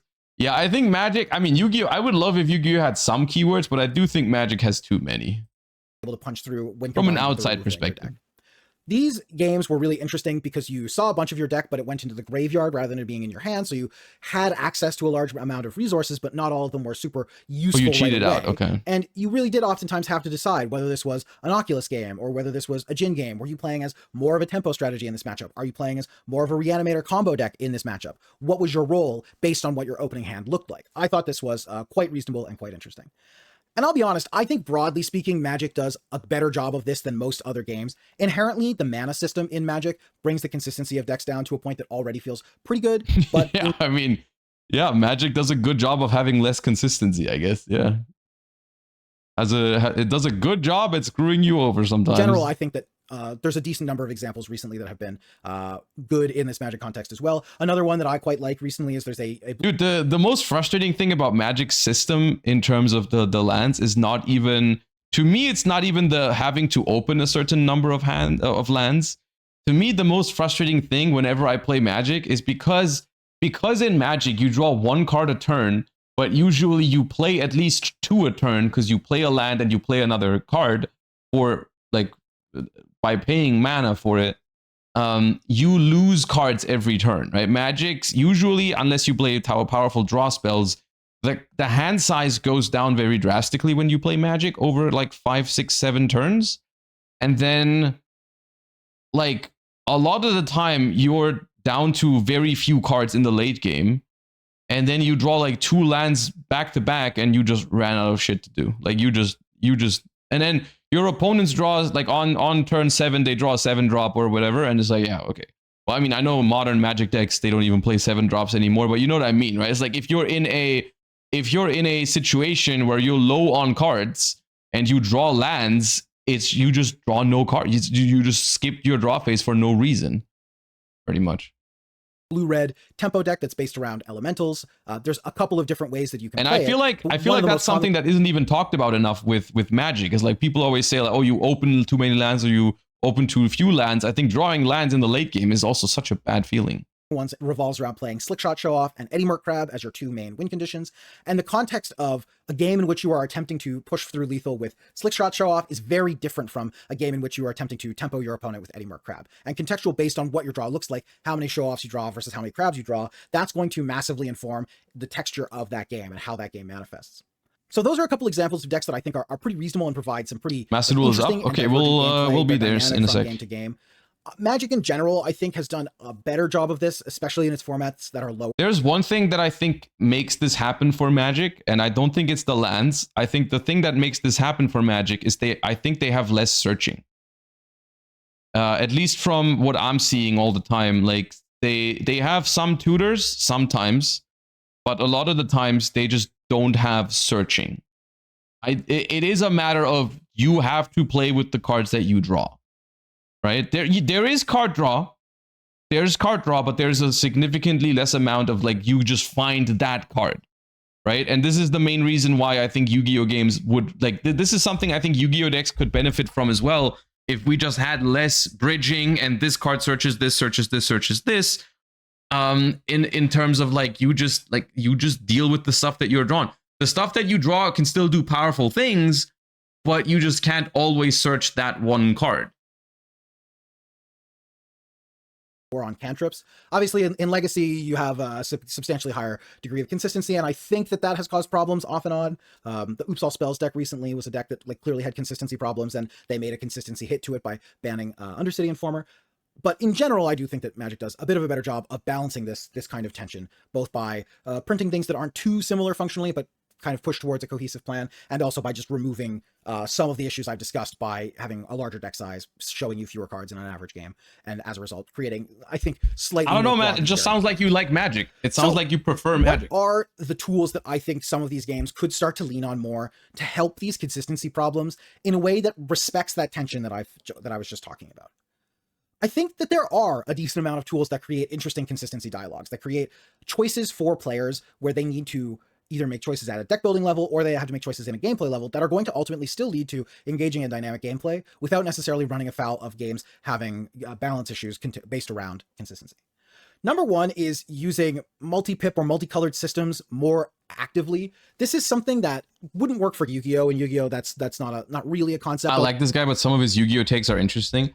I mean, he is new in Yu-Gi-Oh! And I think that's what makes it interesting, because I do like the perspective of someone who's looking at Yu-Gi-Oh! From the perspective of I'm coming from other card games into Yu-Gi-Oh! Because I also really like comparing between different card games, and a lot of people don't do that because they just play one card game mainly.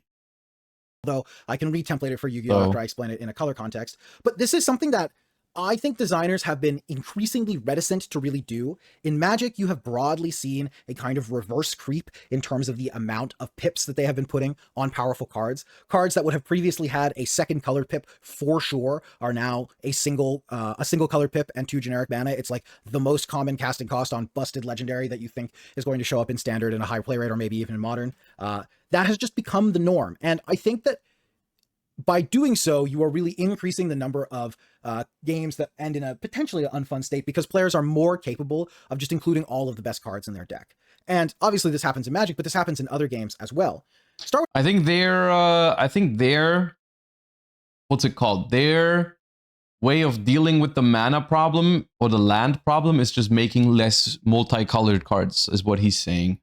Because like that's one other way to get screwed in Magic is if you have a card that costs blue and red mana, but you only have blue mana. So they're trying to fix it that way a little bit, I guess. But I don't think it helps that much. Unlimited fairly infuriatingly introduced the concept of triple aspect cards at the start of this new rotation. And in my mind, when they introduced that concept, I thought this is such a great choice. It's going to allow them to turn the lever on cards to make sure that they can put powerful effects, either be they units or events, into specifically boxed strategies.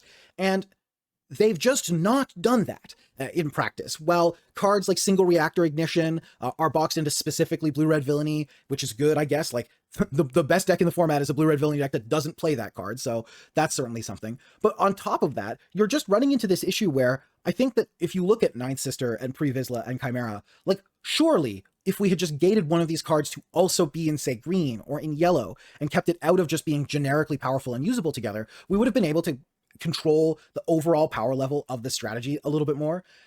Or even if you didn't want to Master Duel is up, but staggering logins. Yeah, they did that this morning already. We'll see if it works. We're getting through this video in a second. I'll try to talk less because we've already, like, it's already been over an hour, I think. And put it into multiple colors. More of these cards need to have a second colored aspect in them. This is something that happened in the very first set. They printed the named events, the aspect names events, so cunning, vigilance, aggression, and Hi Mara, thank you for the 7 months. Appreciate you. Also, Flea, thank you for this 27. Do you prefer rotas or pod cards? I prefer drawing over searching. And I think it's command. cooler. They printed those 4 events. They were double aspect cards that were exceptionally powerful, and there were whole strategies created around cunning and vigilance that players made the conscious choice to play a double color, a double single color, because they got access to these powerful tools. And then seemingly for no reason. So yes, in a way, I do agree with the fact that I would enjoy Yu-Gi-Oh decks that don't always make the same boards. I would enjoy that. I think like more drawing, less searching, more just play with the cards you have and your extra deck tools. I think that would be more fun. But I think in the modern way that Yu-Gi-Oh is being played right now, I think the way it works makes sense. I think it could be better. And I don't think the consistency itself is the problem. But I would like it if combos were less spreadsheety, less this searches that, summons that, searches this, bridges into that, then you summon this, that searches this, and so on and so forth, right? Like I would like it to be less of that. So this is where I think that this is where I can agree with him on where consistency can be a little bit annoying.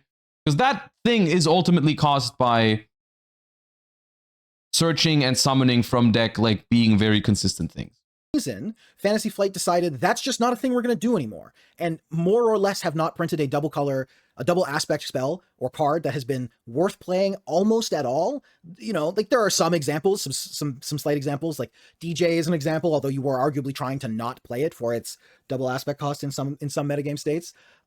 And overall, what this means is that like you just get to play all the best stuff. You don't have to make deck building choices. And I think that that's something that you could look at as well. Pre-Vizsla is this exceptionally powerful board swing. We know it's something that people are going to be interested in. What if it had just been blue villainy instead of being blue villainy? It seems as though they've kind of defaulted into this decision. And I think that if you added more pips and you use the pips more aggressively, you would be able to box some of these things out and force players to make more concerted choices about how they played them. Similarly, in Riftbound as well, there's probably something to be said about the fact that more pips could be added to some of these powerful effects, although I think that issue is less specifically one there. In the Yu-Gi-Oh context, this is something that people have been asking for forever, but the way that you would template this in Yu-Gi-Oh is to just put more appropriate locks on cards. Yes. The really obvious one that everyone kind of asked for was like Havakiri should have a reptile lock. Sure, that's a great one. But just in general, I think there are tons of other things that you can look at where the locks that these cards put in place are not substantial enough to actually force players. Yeah, but that does the exact opposite, right? That doesn't change consistency. That changes ceiling. So in a way, the solution that we are suggesting for Yu-Gi-Oh is not a consistency change, right? To make meaningful choices either in deck building or in gameplay. And if you added more restrictions in this way, you would at least mitigate the situation where you would force players to make a trade-off between a highly consistent deck and a very high ceiling deck. Right? Yeah. I mean, I agree with this 100%. I just think that like this is why Yu-Gi-Oh is different from the other games, is because in Yu-Gi-Oh you need different solutions and they are not targeted at consistency. Next, this is another system level one, but it's deck size. And broadly speaking, I think that games are trending towards having smaller deck sizes, and it is in part due to these consistency restrictions, and it is in part because you're not putting resources in the decks anymore, like in Magic. So you want to make sure that you're keeping... Would Yu-Gi-Oh be more interesting if you were forced to play 50 or 60 cards? Because then You're not going to draw specific non-engine as often. You can't draw specific starters as often. The way you build decks would probably change. I would just be a little afraid that with how modern Yu-Gi-Oh is currently, like, I'm just thinking, like, how do 60 card decks work in Yu-Gi-Oh right now?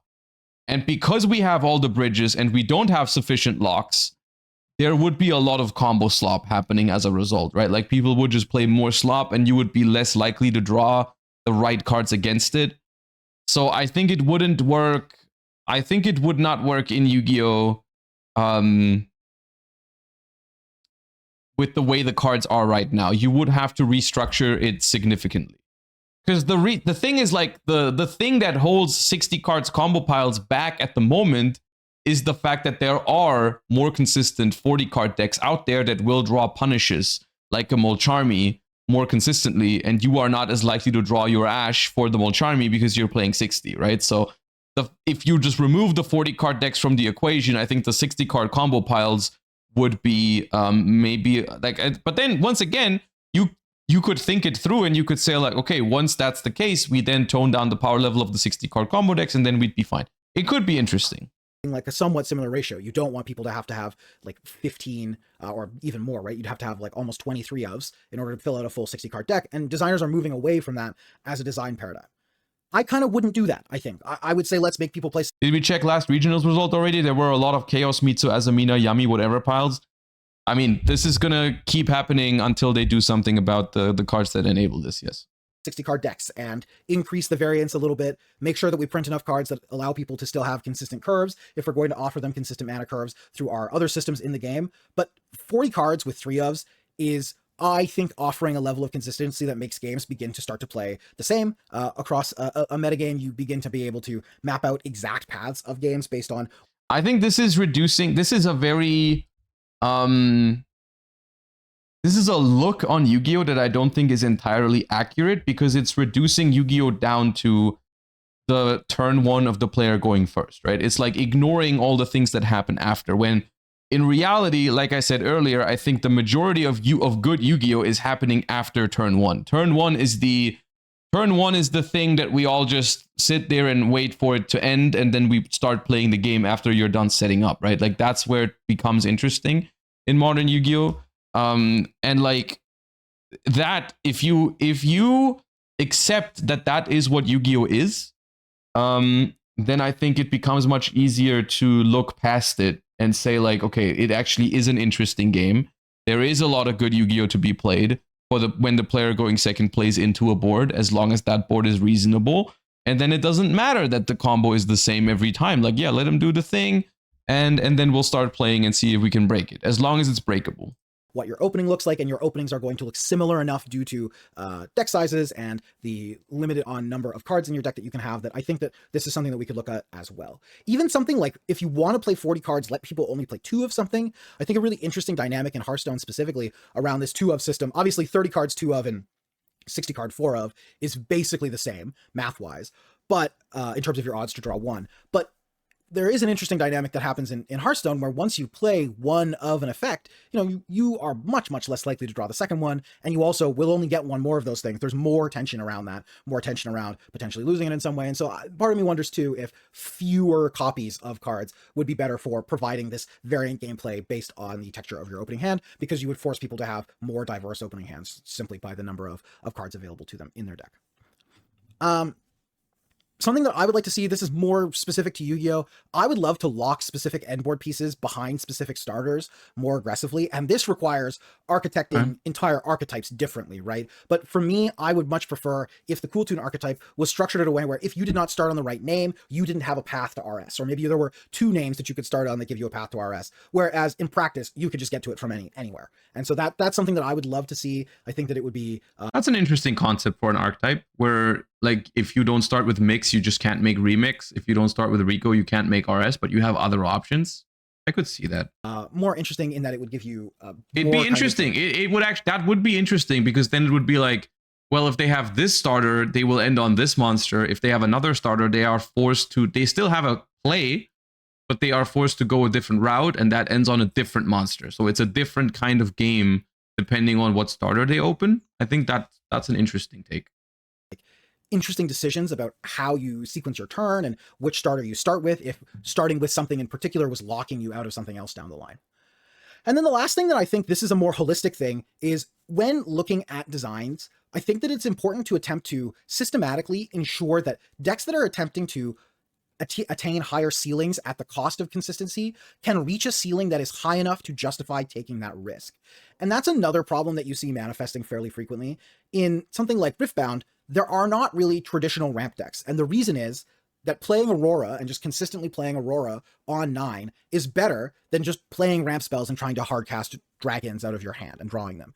And the reason for this is that technically the ceiling on these other ramp decks is a little bit higher. If you can get the perfect curve with dragons, you are probably going to... I think the problem is that Aurora is broken and shouldn't exist. End up with a stronger endgame than the Aurora player. The problem is the difference is not that big. The ceiling on like a red-orange dragons deck and the ceiling on a purple-orange Aurora deck are like, you know, if the dragons are here, the Aurora deck is here. It's not big. It's a very, very small gap.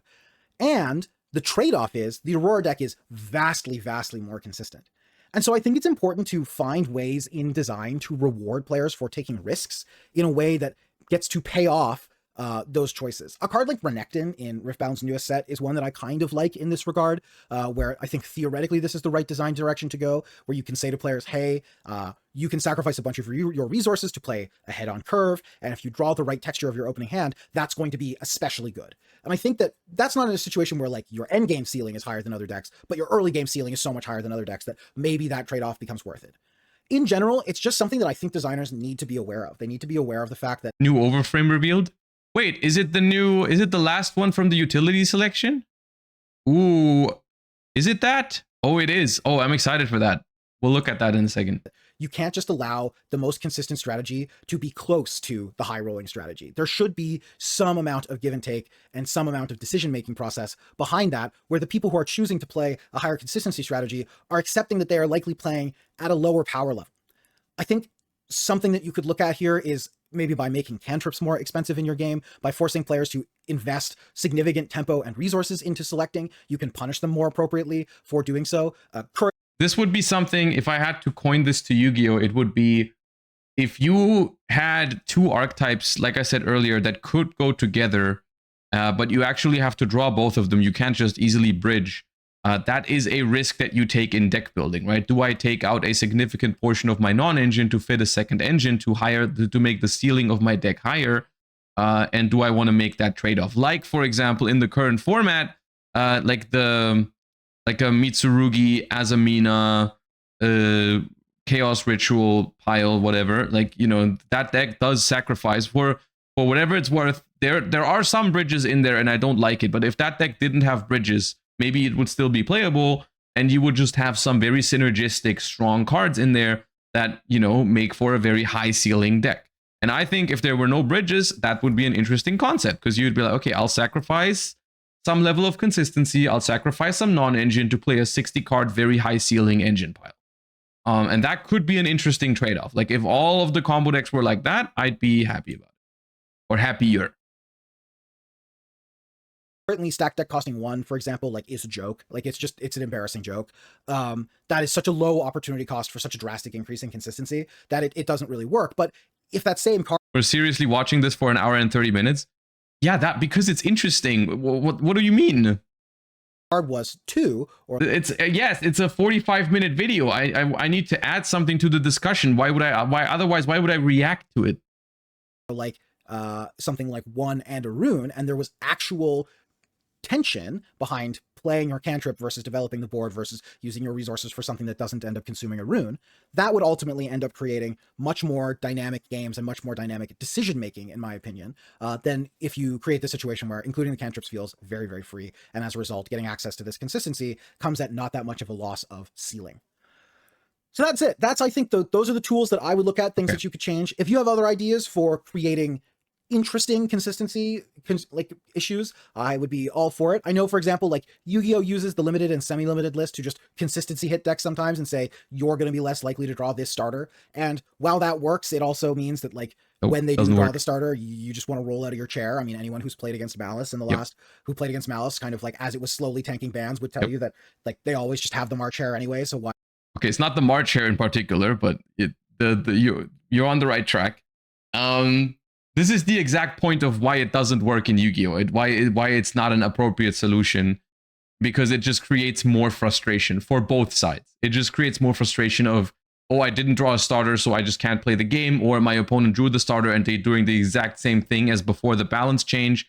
It just doesn't make sense. The only way it works is you have to hit the ceiling of decks, you have to properly balance from the get-go, and if you fail to balance from the get-go in Yu-Gi-Oh!, you have to be more aggressive about changing the ceiling. Something like banning one of the Malice Link monsters, which is not a consistency hit at all, that meaningfully changes how the deck plays. That's good. Why do you care? Like, you're gonna get got. They're gonna find their way to the one of no matter what. So that's not necessarily, I think, the best tool, just arbitrarily limiting consistency. I think that there's got to be a kind of check and balance, and it's got to be done both at a systemic level and at an individual card design level. But yeah, I thought this was a really interesting topic. It's definitely something that's going to continue to come up, like I mentioned, because the design trends are headed so much in this kind of direction. It's definitely going to be something that comes up as we continue to see more trading card games get produced. As we You have to put Subway Surfer in the corner. Dude, one of my opponents at the European Championship, when we sat down before the round, they made an announcement, and it took a while before the round started, and they started playing Subway Surfer because they yeah. And I kid you not, it was the Malice player I played in like round 3 or round 4. See more kind of, and then they shifted me. First, take this on. So I will be very intrigued to see what people do. There are definitely some decisions being made in that regard. Like, for example, the Cyberpunk TCG, you don't know what legend you're going to reveal when you go and call a legend. I actually think that's a pretty interesting system where you get access to these consistency tools, kind of. You still have kind of a 1 in 3 chance about which one you're going to hit when, so you don't get access to these really powerful on-curve effects on every single game. I think that's quite dynamic and interesting. And I think more of that kind of design is going to be necessary to kind of walk us back from this hyper-consistent space we're in right now. But yeah, that's all Okay. that's all I got for the interesting discussion. I really enjoyed that. I'm still looking forward to making a video together with Elsie. We've been talking about that. We've been wanting to make that happen. I'm sure we'll do it soon if we can think of a cool topic. But now I want to move over. I want to move over to something else, because apparently word on the street is, first of all, there's a new overframe on the block from the utility selection. This one right here, which I don't know if there's a translation already. I'm trying to see if there is. On YG Organization, there is no translation yet. Dominus Purge? Wait, is that the one from Dominus Purge? From the artwork? Is it the one? Hold up. Yes? Uh-oh. Uh-oh. Not more Dominus support, please.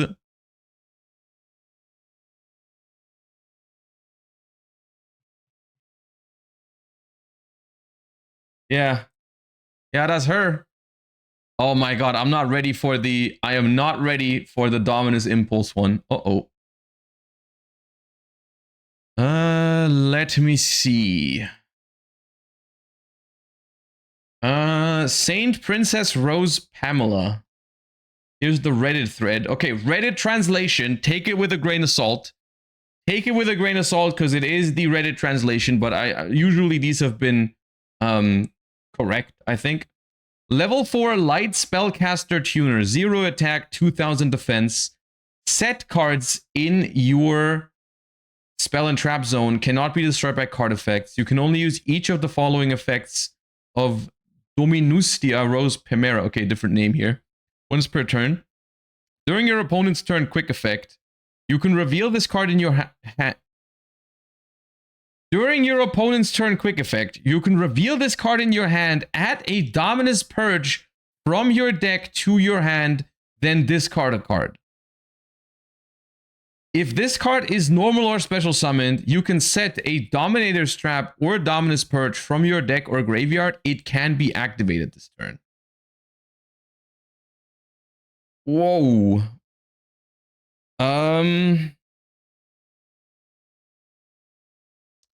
Okay.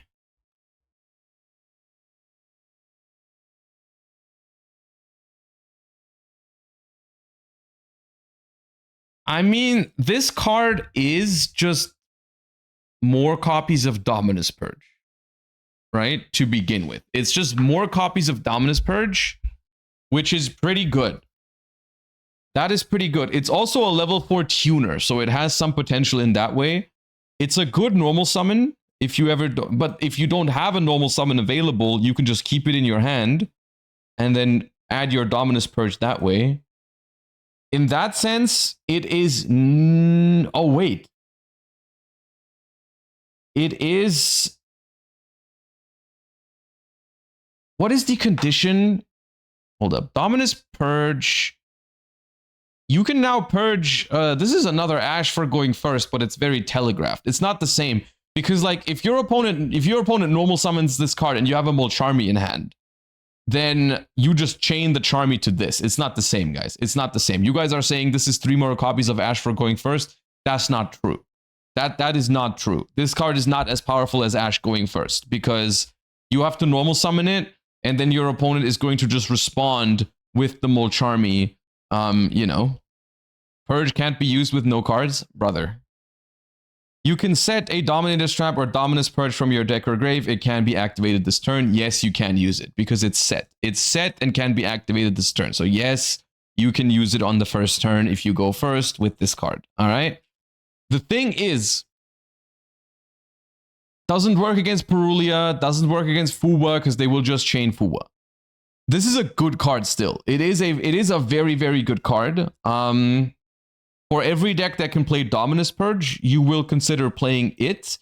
Now, the thing is, Dominus Purge is hard once per turn. So will you really play 6 copies of it? I think in a universe where they're copium toning down the number of Ash Blossoms in the game, I think this card makes more sense to play. Because right now, I think if people already play 3 Purge, 3 Ash, I don't know if you want to play this even more. But it's... I don't hate it as much as I was expecting. If you told me they're making Dominus support, I don't hate it as much as I was expecting. The thing is, though, this card is potentially really good. Of course, you can discard itself for it to basically be a free search for Dominus Purge, but you can also discard other cards in your hand. You can discard a trap so that your Dominus Purge will destroy, which is interesting in the context of a Dominus deck in general. And it's a relatively high quality normal summon because it guarantees that you will have a Dominus Purge on your end board. But going first, I think this card is fine. It's just that Dominus Purge is already one of the stronger cards to have behind a board. And so if you start with this in your hand, it's just basically like if you started with Dominus Purge in your hand.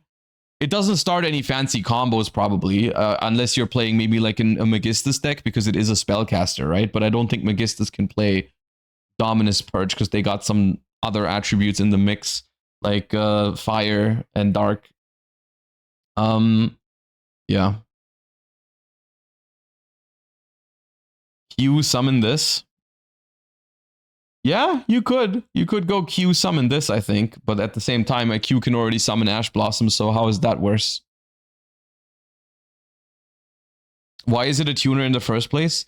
I think what they're trying to do, what they were trying to do was they want, and this is something that I find good design overall, because what they're trying to do here is they're trying to make it a hand trap going second, but they're trying to give it a somewhat different use when you're going first with it. Like it's supposed to be an interesting thing to do when you go first, like normal summon it, get the Dominus card, and then use it as a tuner or something like that, which I can get behind. I think that's okay.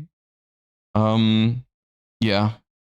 I mean, once again, it's funny because we just had that talk about consistency and searching and everything.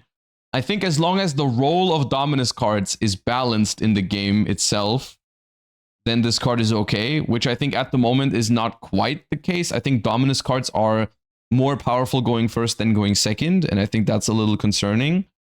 But overall, I think this card is, in itself, a well-designed card. And if Dominus Purge or Dominus Impulse are too strong of a card, especially for the player going first, then that's something that they should work on, you know, maybe hit those cards or like... what I'm a little concerned about is that if they do the same thing for Dominus Impulse, which is not impossible, because so far the Dominus cards have followed a very specific pattern, it kind of invalidates any sort of limits or semi-limits that they make for those cards, right? Because if you print a card that just searches Dominus Purge is now basically at 6. And if they make the same thing for Dominus Impulse is now basically at 6. In the OCG, it would be at 5 because they semi-limited it, right? But yeah. Powerful card. And I mean, I didn't expect a card like this in the utility selection, to be honest, because the utility selection, well, I felt like it was supposed to be more about generic cards. And while Dominus Purge is a relatively generic card, it's not super generic. So this card is only going to help some decks replace, like, for example, in the OCG, Ash Blossom is at 2, so maybe this is an attempt of giving people a replacement for Ash going second, but not a card that can just negate Charmies going first, because Purge cannot do that.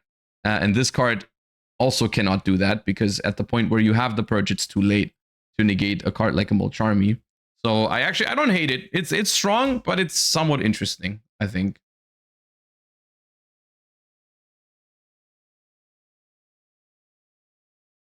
All right, now Master Duel, let me in. Let me in. Hello? Due to a surge in access, we are currently staggering logins. Okay, dude. I guess I don't get to play GMX.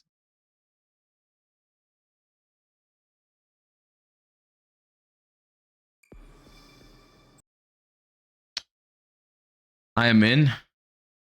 There's no other trick other than you just repeatedly try, right? You just click.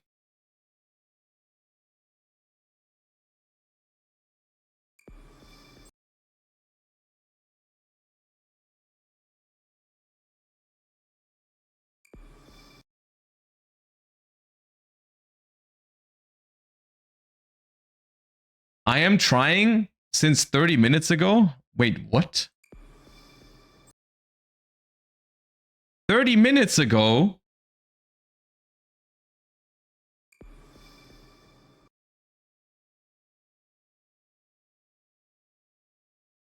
Oh, nope.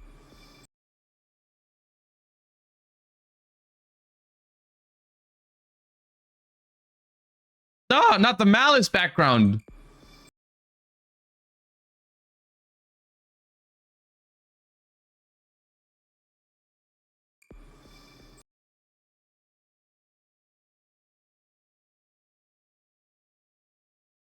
Guys, how is Master Duel for those of you that can play it? Is it cool? Is the new update awesome? Are you having fun? I am in and I'm playing stun. Dude. What a wasted what a waste of a login, man.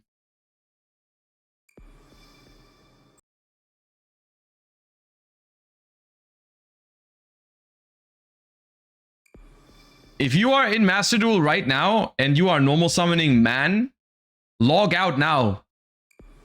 Make room for someone who actually wants to play the game. It's the only right thing to do. Oh, we got Ray on the screen. All right, I'll grab some food. Right, what else am I supposed to do? We'll just wait and see if it gets better. I'll grab lunch and then I'll be right back. Yeah.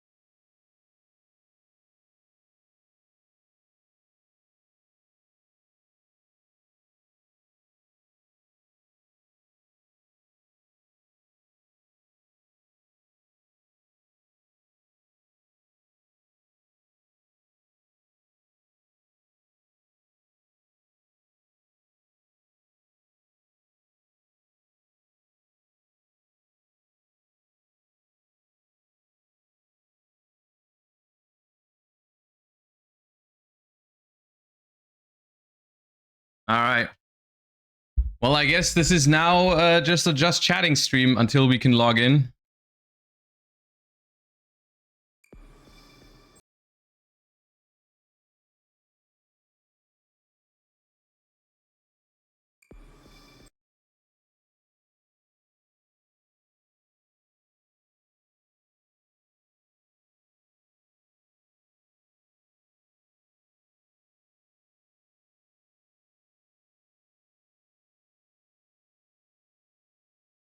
Live Slayer, thank you for the 13 months. I appreciate that. How do you explain that restricted groups of people continuously win the Master Duel Duelist Cups? I don't think they play better than you or other top players, and I assume they also break, have coin toss losing streaks, or get high rolled. What is the factor? Deck building, playstyle, mental resilience? I think it's a little bit of everything, and I feel like the way I feel like about my own performances is I think in Duelist Cups, because it's such a long stretch of games, I think even a slight increase in quality, like even a slight increase in your win rate over the long term is going to have a huge impact. Like, if you think about it this way, even though you play so many games over the course of a weekend, at the end, the difference between first place and like top 100 is maybe 10 wins instead of losses. Right? Like if you have a win is roughly 1,000 points and a loss is minus 1,000 points. If you have 10 games over the course of a weekend that you win instead of losing, that's a difference of 20,000. So if you have a slightly better mental, slightly better prep, slightly better whatever, I think that's the difference. I think that's the difference between me finishing like 50,000, 55,000 and Ryan, you finishing like 75,000. Oh, something's happening. Nope.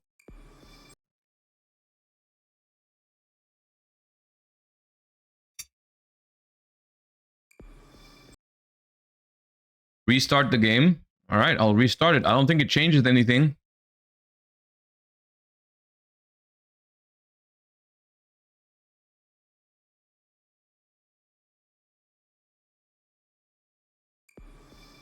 Yep, I restarted and nothing changed.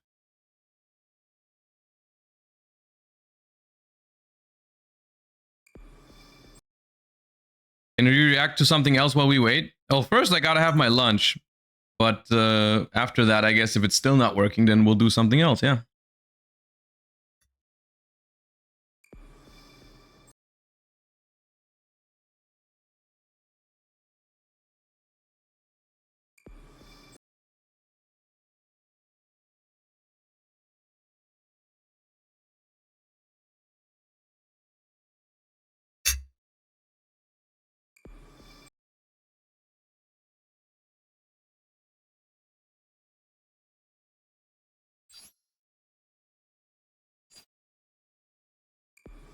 Hallo.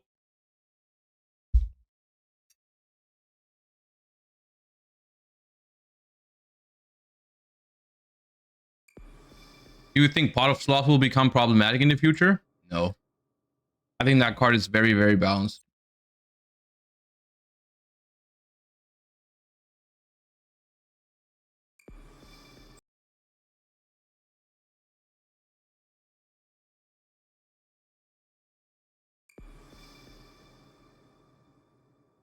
Might I be able to request the guess the card release here while we wait for the machine to function? Yeah, we can do that in a second. My question is, do I have to keep retrying, or can I just do something else in the meantime?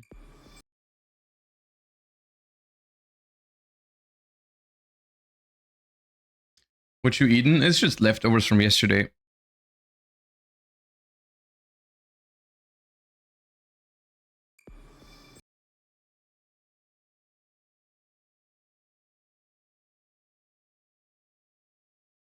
Is this what happened? Is this happening because they make hero support? Is hero really this popular? Are people trying to floodgate each other so hard right now?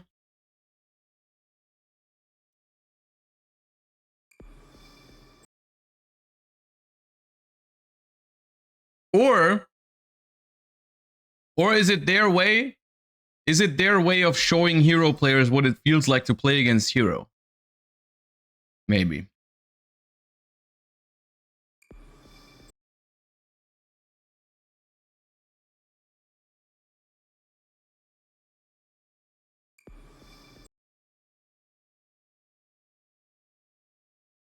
No, I just heard there were some free gems. Fair enough.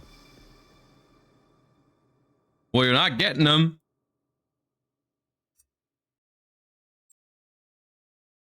All right, let's do something else for a bit. I feel stupid just clicking the same thing over and over.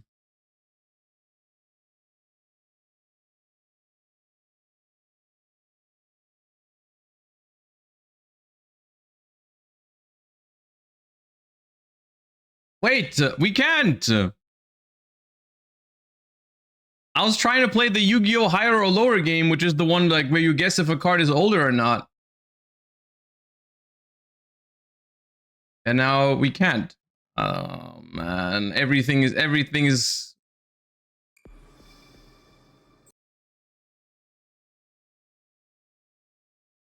no handshake.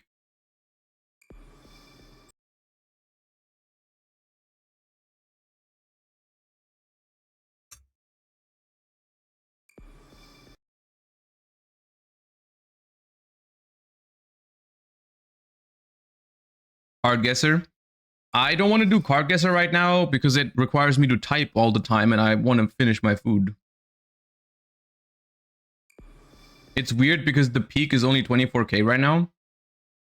I mean, this could mean one of two things. Either there's a lot of people trying to log in or the servers are just having issues right now.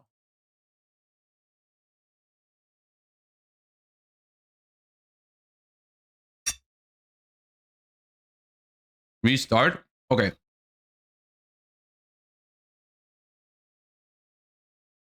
New rule. New rule. Whenever someone tells me to restart, I will restart. But if it doesn't work immediately, you get timeouted. So I will restart, but I will remember your name.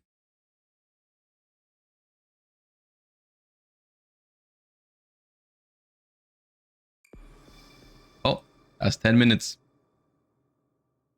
That's 10 minutes.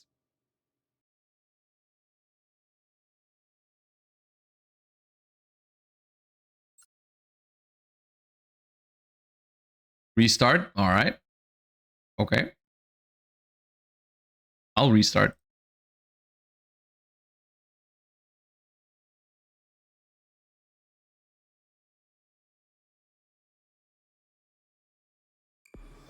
Didn't work. That's 10 minutes for you.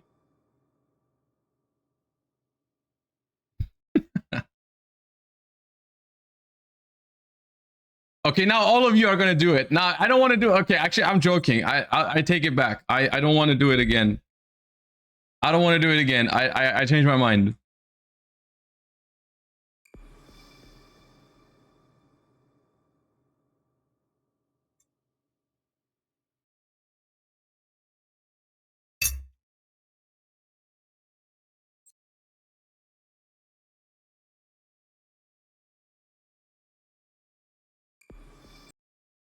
Man, let me in, man.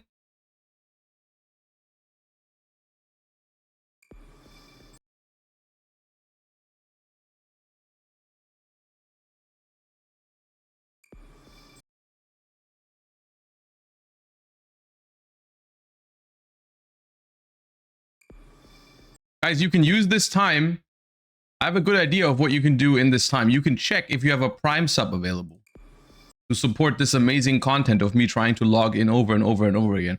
Do you want to know what's funny? When I logged in this morning into the game, it worked, and then it let me buy the gems. So I already spent money on the game today, but it doesn't let me play. I was okay to buy the gems though. That was okay. And then it immediately went back into maintenance. Ah, Malice.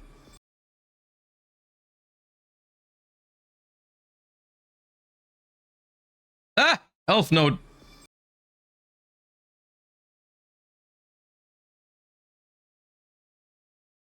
Radiant Typhoon's fine.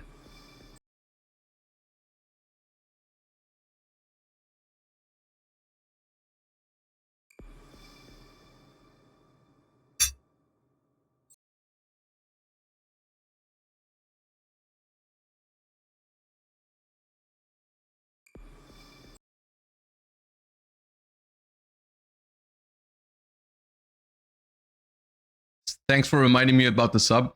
It is crazy. Every time I say the thing about the Prime subs, there are actually a couple of Prime subs going in, and I don't really like asking for subs that much, but it genuinely just does work. And it is kind of part of my job, because if no one subscribes, then this doesn't work out. So I kind of have to do it sometimes, even if it feels a little awkward. But I appreciate all of you. Thank you. We have looked at the dominance monster yet. Yeah, we have looked at it, but at this rate, we might talk about it a little more.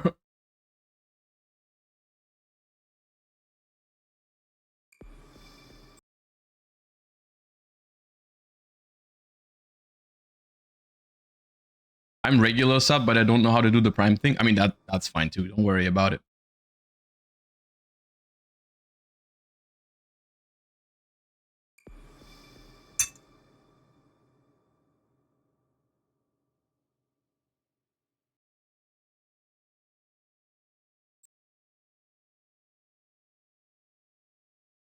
The new stuff is pretty cool. Don't say that. You know very well I can't log in right now and see what the new stuff is. They added a lot this time. Oh, I'm so happy. Yeah, cool. I'm so happy to hear they added a lot of cool new things. I'm sure it's awesome.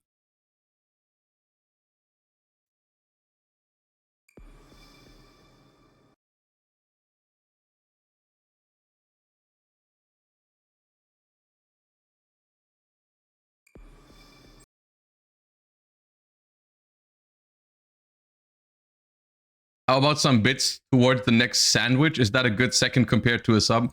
Honestly, guys, every little bit of support is much appreciated. Whether you can afford to subscribe or gift subs, or even if you're just watching, it's all good. Don't worry about me.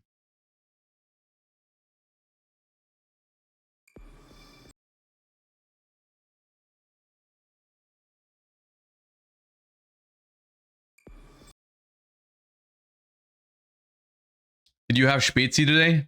No, but I will have it at locals later. I'm going to locals today, by the way, and I'm playing a runic deck in Advanced Constructed, so we'll see how that goes.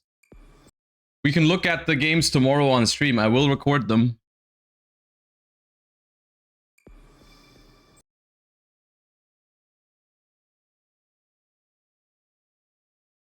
And I did pre-register this time. I did pre-register yesterday night. I remembered.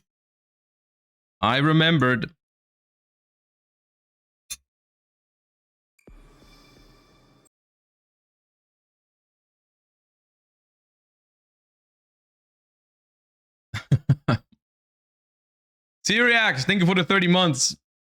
Yeah, you're not the only one who can't open this. No one can. Or, I mean, some people can, and they've been telling me how amazing it is. All the things that they've added. But, dude, I can't believe I genuinely thought. I'll walk you through my thought process this morning, okay? I saw that they were having server issues before the stream started. So I was like, you know what I'm going to do at the start of the stream? I'm going to watch an LC video on game design. That's 45 minutes long. Because I know that if that video is 45 minutes long, that React and me yapping about it is going to take us at least 1.5 hours. And it did. And it did take us 1.5 hours. I was like, surely in that amount of time, that'll be enough for them to fix their servers. Surely. And here we are, 2 hours and 30 minutes into the stream.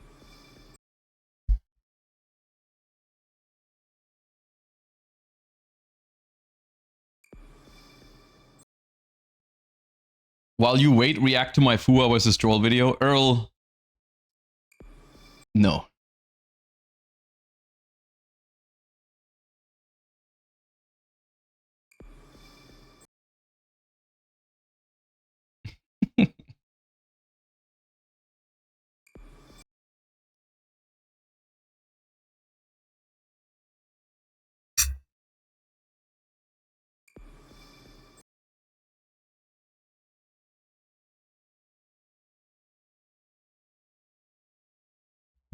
Get out of the game and then enter. Did you just ask me to restart, but in a very fancy way?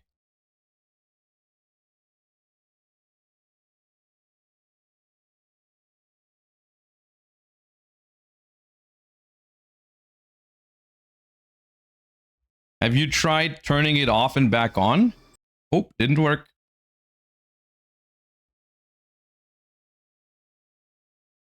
Try restarting OBS? Yeah, of course, yes. Restart your PC, streamer man.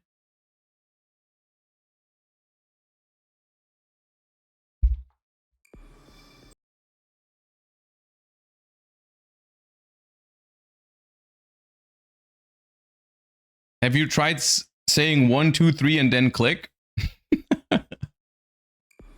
Dude, we're just making up shit. Like if we tried to catch a Pokemon back in the day, and it would be like, yeah, if you mash A while you throw the ball, it'll be more likely to be in there.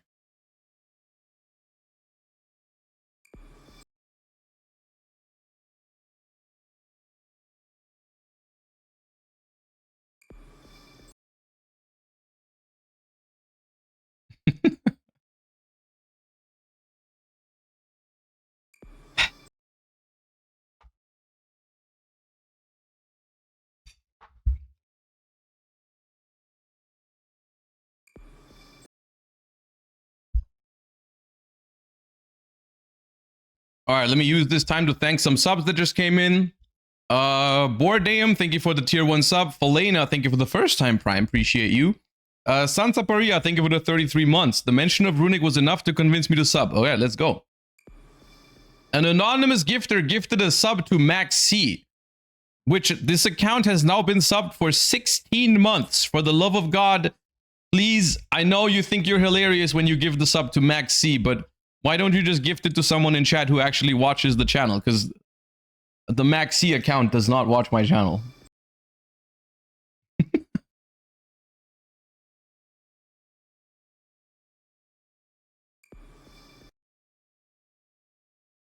I watch Smile. You can't fool me like that. Math multiplication. That, oh, you know what? That actually used to be the strat. That, like, I remember like a year or two ago, people would constantly just make accounts with cards that I hated, and they would always have a sub, like Mathmech Circular and shit. It used to be an infinite sub glitch. You would never have to buy a sub if you were named Mathmech Circular on Twitch. Runic Joshua was my favorite. But we've grown past it. We don't, it doesn't work anymore. My community is strong.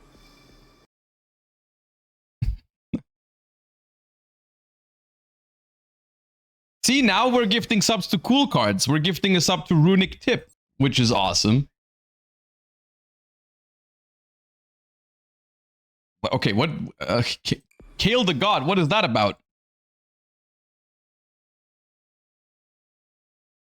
What is even happening? Yeah, I don't know. The stream is a fever dream right now.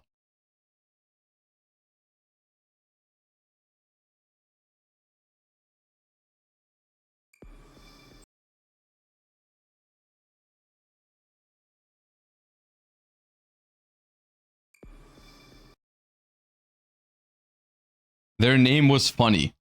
Okay. Oh, they're here. Okay. Nah, okay, fair enough. That's funny. I thought you just tried to find some account with a funny name.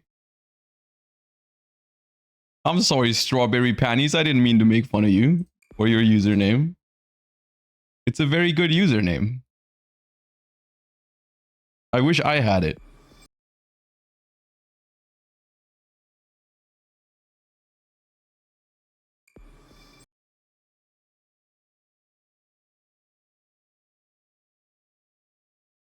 Normal me response. Okay, you're trying way too hard right now, Malice P. Dormouse. It's not gonna work.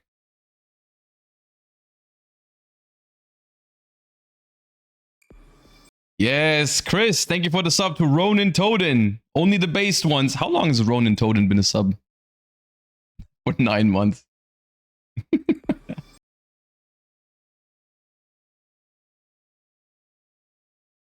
He's full bud. Thank you for the gift sub as well. Ah, Malice background again. Oh, come on, man. Dude, I was really looking forward to today's stream. I wanted to do some GMX. The problem is, like, I can't stream longer today either because I am going to locals. I have to go in like 2 hours. This is kind of ruining all my plans. It was going to be an awesome stream. Maybe we'll do it tomorrow.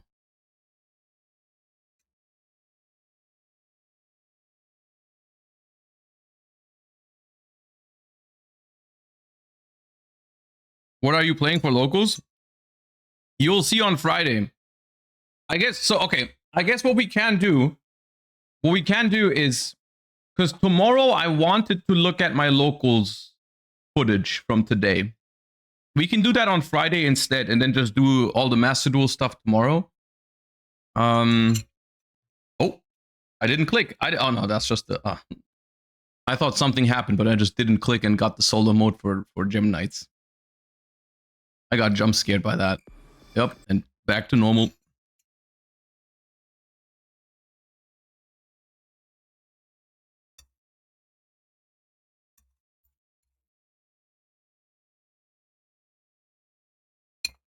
How do they not have a queue system? Bro, this is Master Duel you're talking about. They don't even have game balance.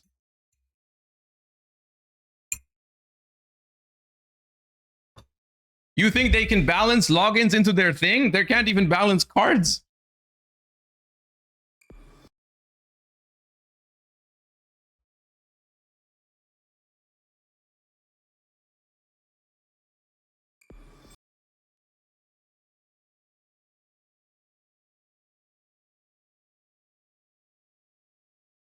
If the data transfer button is off, you cannot log in. You mean the button on the bottom right here? Do I just wait for it to turn on? Maybe you just save me a lot of clicking. I will still click until there is not a Medius card on the screen though.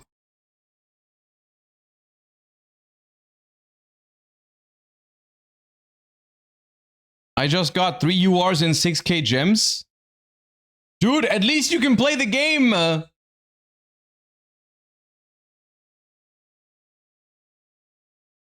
Maybe try to repair game files. Gamers, the servers are just overloaded, okay? There is no freaking equivalent of blowing into the Nintendo 64 cartridge here, all right? We just have to wait until they figure their shit out, okay? There's no trick. There's no turn it off, turn it back on.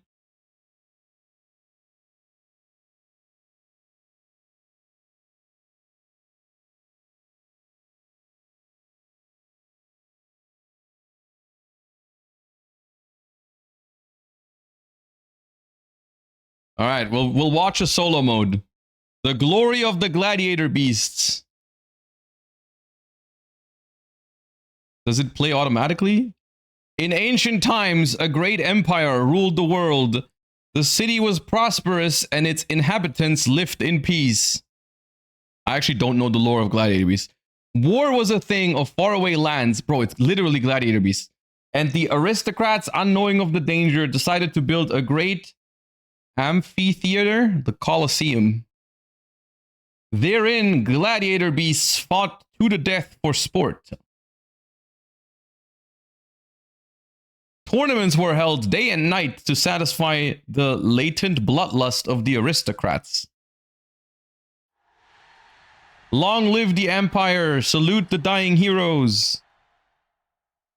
At the blast of a horn, a fierce battle would begin in which the beasts would fight with claws, fangs, and any weapons available. I'm on the edge of my seat right now.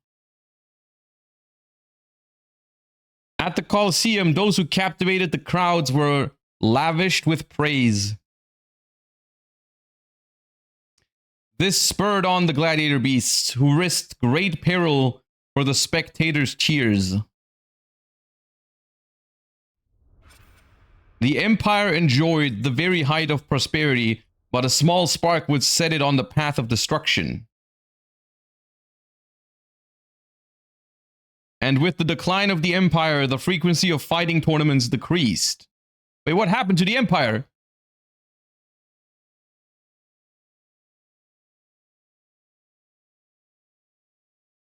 The aristocrats sealed the Colosseum for eternity for fear that the gladiator beasts who'd lost their battleground might revolt. The most important part of the story was left out. Many years passed since the fall of the Empire and the Colosseum decayed over time. Ugh. We got flashbanged. But one day, the ground with faded bloodstains shined and the gladiator beasts appeared. Among the seats, long empty of spectators, the starting horn once again echoed. Long live the Empire, salute the dying heroes. Inside the Colosseum, framed by that decaying city, the gladiator beasts fought once again. And in jubilation of their... What kind of effects are this? The cheers of the aristocrats could once more be heard.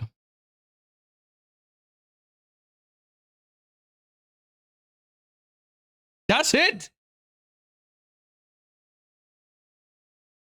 What kind of lore is that? Man.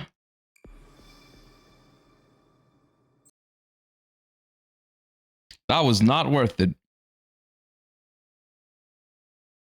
They fought, and then they stopped, and then they fought again. The end.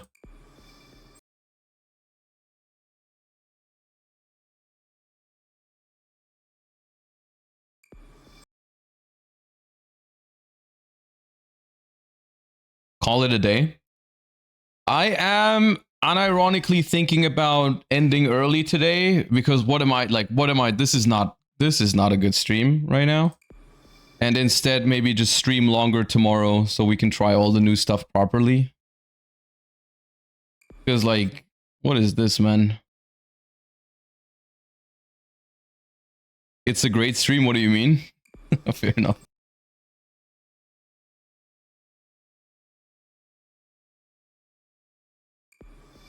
Play Pokemon? I don't have my Switch 2 set up on the PC right now. Since we moved, I haven't set it up yet. Have you read the Dominus card? Yes. We have read the Dominus card. We can build your locals deck? I already did. I built it yesterday. I built my locals deck yesterday because I thought we weren't going to have time today because we were going to be busy with all the awesome things of the update. You can show us the deck. You know what? I'll keep it. I think it's cooler if we look at it on the day that I watch the games with you. Which is going to be Friday then, I guess.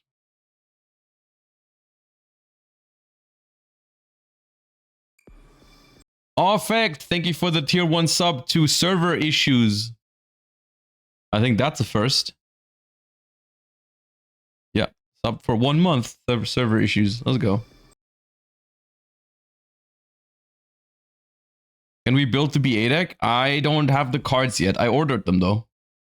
We are actually going to make BA work in Genesis format at the end of the month.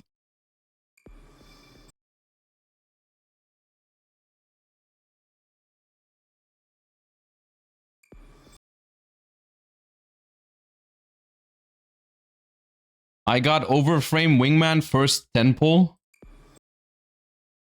Yeah, me too, dude. Me too.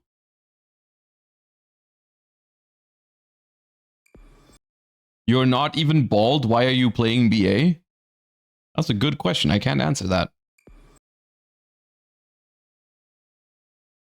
That's a good point, though. Maybe I'll reconsider it. I crafted Royal Spark for my second craft. Yeah, why don't you guys all tell me all of the cool things that are happening to you right now inside of Master Duel?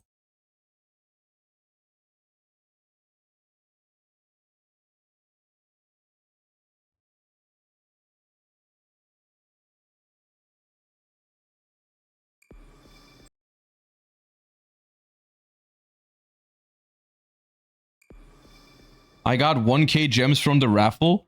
How does the raffle work? Because I saw that you get like tickets for it, but how does it work? I reached top 5% in rated. Yeah, bro, there's like no one online. You're like top 5% of 10 people. QQ Kuzbat, thank you for the prime. Appreciate you.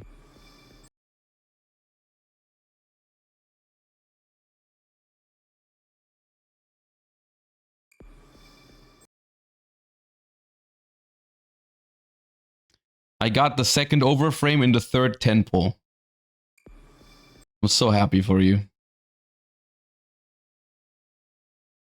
You have a 0.5% chance of getting an alt art ticket from the raffle. Well, it's good that it's so rare because I don't want another alt art ticket, because what happened with the last one, I was not happy about. So I don't think I can be trusted with an alt art ticket.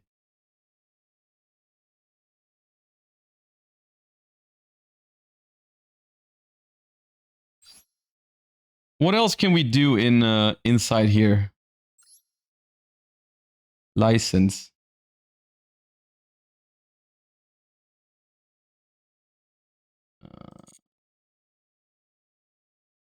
Game settings.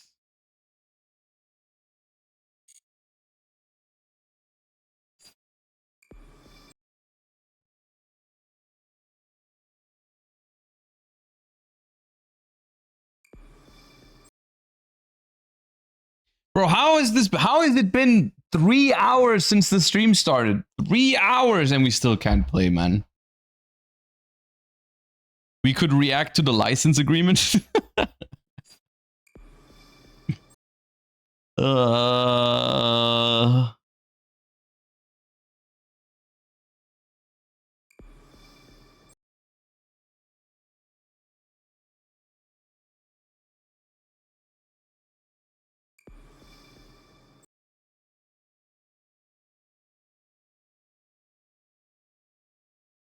Dude, that's exactly what I was thinking a second ago, Bubble Tea. I was thinking reading the license thing is the thing that you do when you're like bored on the toilet and you just read like the back of the shampoo bottle or something.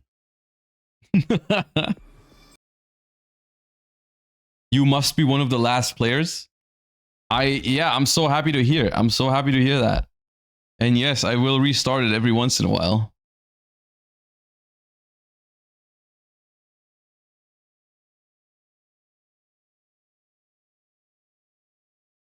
Okay, can you only participate if you're actively trying? Can you put a 1 in chat if you're in the game and a 2 in chat if you're trying and not getting in? How's there so many 1s? How are you all in the game?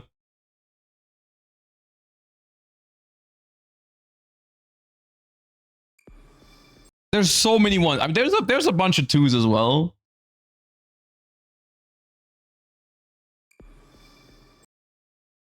Are you guys trolling me? Are you guys only putting 1 because you think it's funny?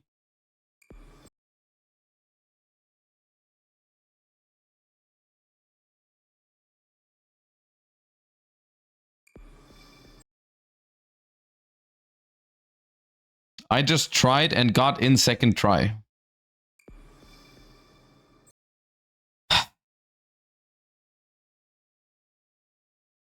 Try logging in on the phone. And then what? I don't have the equipment to stream my phone. I mean, I can test, I guess. Yeah, sure. I'll try on my phone.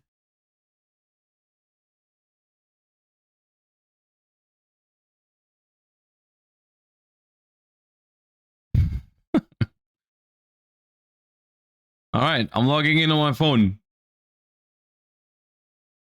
I'll see if it works. It worked after I updated. Updated what?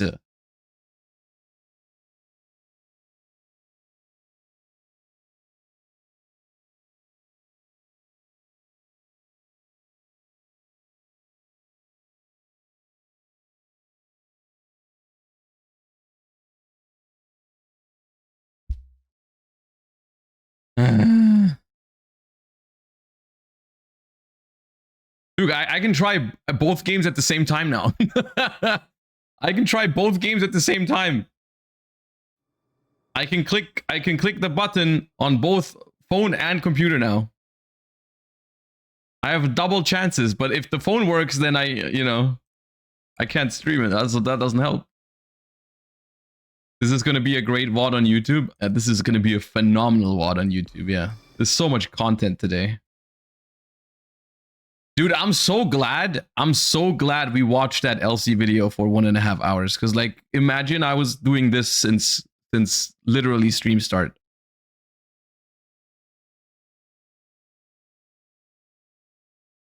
Has to be a region thing. I mean, Master Duel, how does Master Duel work actually? Does Master Duel have multiple servers? Because, like, you do all play on one server for, like, the Duelist Cup, right? But surely they have multiple servers.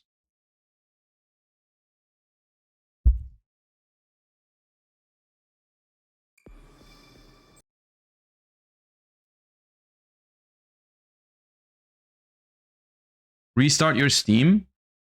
My Steam client is not even open.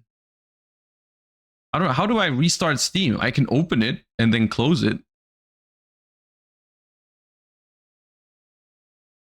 But I just have a Master Duel desktop shortcut. I don't even open Steam when I play it.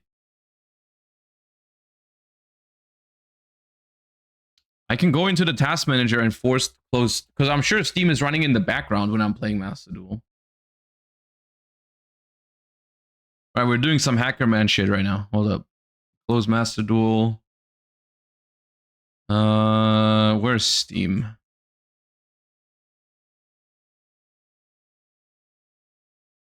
Steam.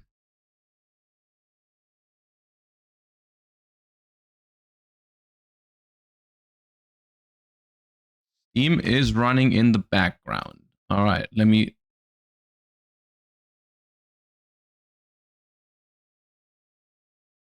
All right. I'm almost into the. I'm in the mainframe right now, guys. I'm in the mainframe. I closed Steam.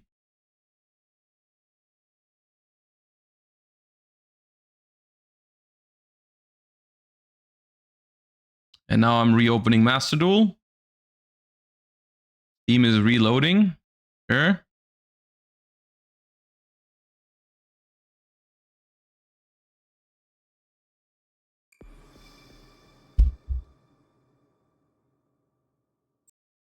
Didn't work. It didn't work.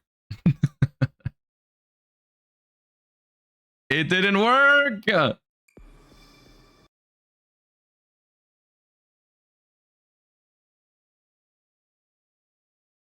It was a good attempt. This stream is phenomenal. Change your language to German? Dude, how is any of that gonna help, man? Come on, guys. You're not even trying to be helpful.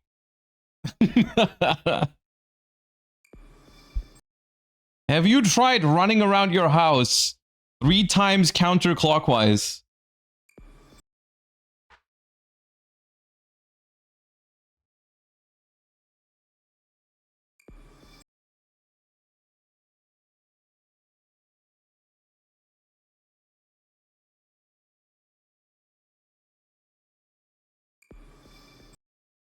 MD is so much fun right now. Yeah. You know what's crazy? This is not even the worst time I've had in Yu-Gi-Oh! Master Duel right now.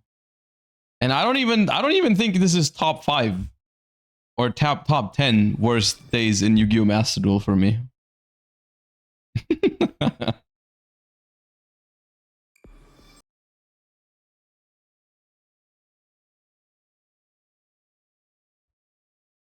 Please 7174. Thank you for the 32 months. I appreciate that.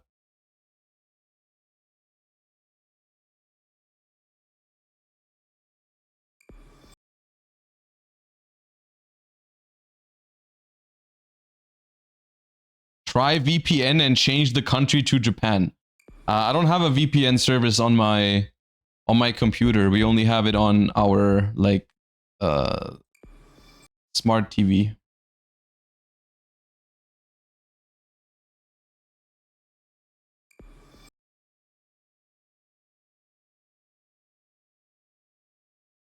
I started bargaining with the start screen and it worked. What did you offer it? What did you offer your Master Duel start screen? Because the problem is, here's the thing. Here's my conspiracy theory. Because I already because I already bought the bundles in the shop this morning, I don't have anything to offer for it. They're like, if we let this guy in, he's just gonna take up a spot in this on the server, but he's not gonna buy gems because he already did. So yeah.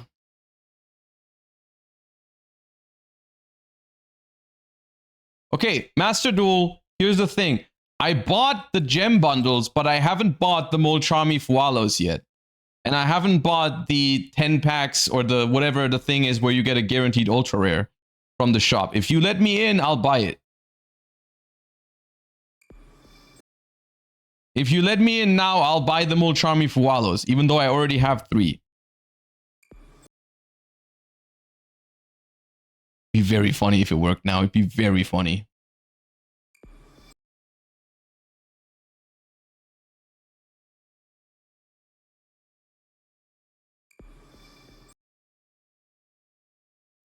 All right, we've gotten declined.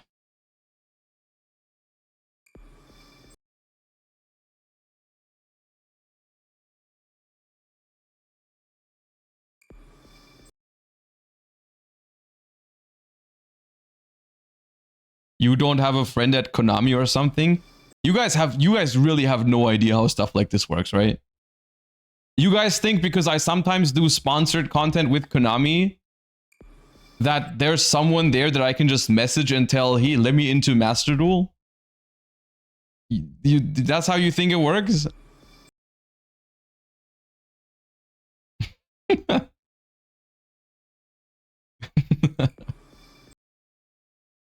Obviously, yeah. Obviously. You've done a sponsored Challenger Cup before. You can just... Did you download the update? Yes. Earlier when I logged in before the big maintenance, it already was letting me download an update. Like, I was in earlier today. That's what I meant. Like, I already saw the new stuff. I already claimed the first thing of the 100 million download campaign. The raffle tickets. I haven't done the raffle yet. I was saving that for stream, ironically. I just collected the tickets and I was like, that's going to be a fun thing to do on stream later. We can do the raffle together. And here we are now. Did you download the update on Steam? No, I just did the thing where I open Master Duel, I click start, and then it downloads a thing for you. Which is what I always do. I never update directly in Steam.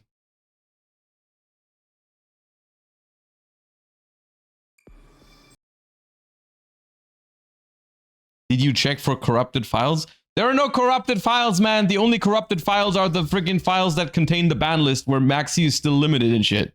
That's the only corrupted file in Master Duel. It's just the servers are fried.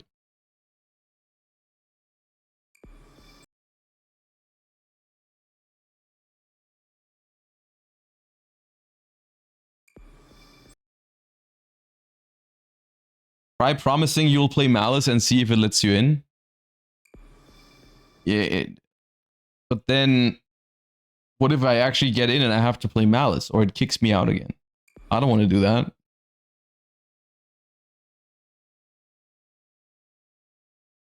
Can you try logging in on PlayStation?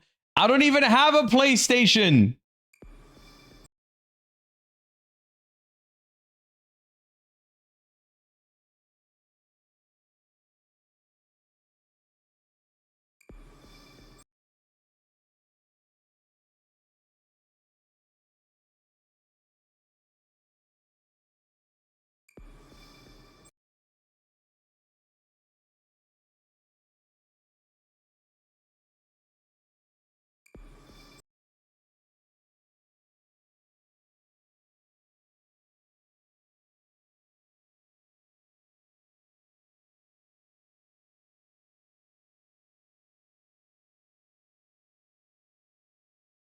I'm just checking the Master Duel Twitch category to see who's in and who isn't. I'm just checking. Like, well, okay, Farfa doesn't seem to be in either. Farfa isn't in. RJ is in. That's not fair. Someone is playing heroes over here. Dude, everyone else is in.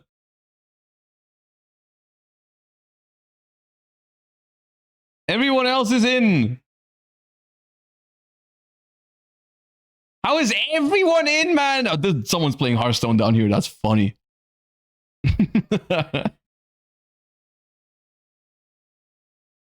Man. Cartesia's belly button. Thank you for the 5 gift subs.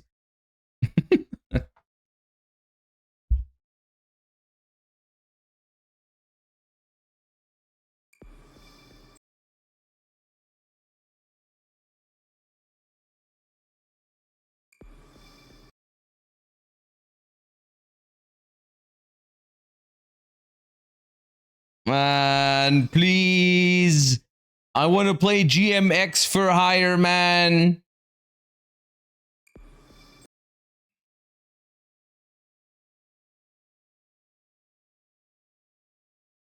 I tried logging into my second account and it worked.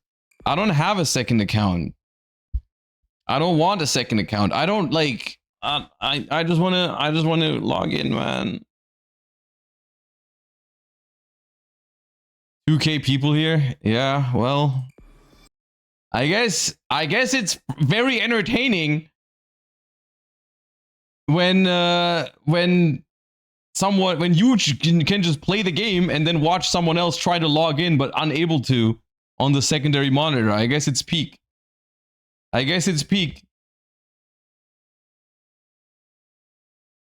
You can tell who is not here often from the Huzz. I mean, I think even if you're here every time this happens, when you give the sub, I think it's still a fair, huh? I think it's fair enough.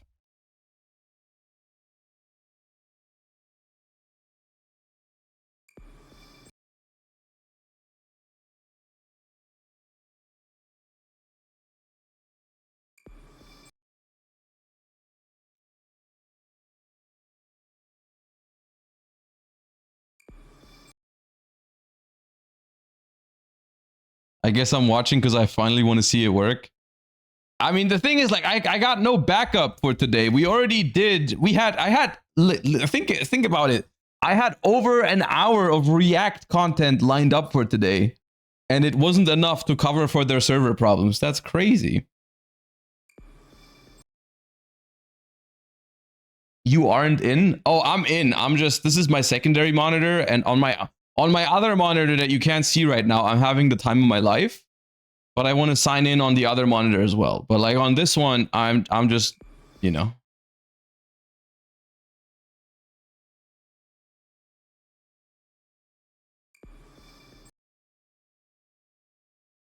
What if they shadow ban you because you tried like 5,000 times?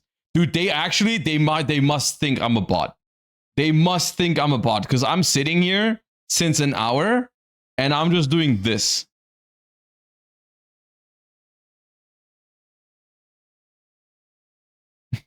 They probably think I'm a freaking bot. Maybe try not doing it for 10 minutes. Okay, we'll give it one last chance. We'll do like a little thing now, and then I'll try again in like 10-15 minutes. And if it doesn't work, then I guess I'll just end stream early and we'll do it tomorrow. Because like I'm not sitting here for 2 more hours. I'm not sitting here for 2 more hours doing this shit.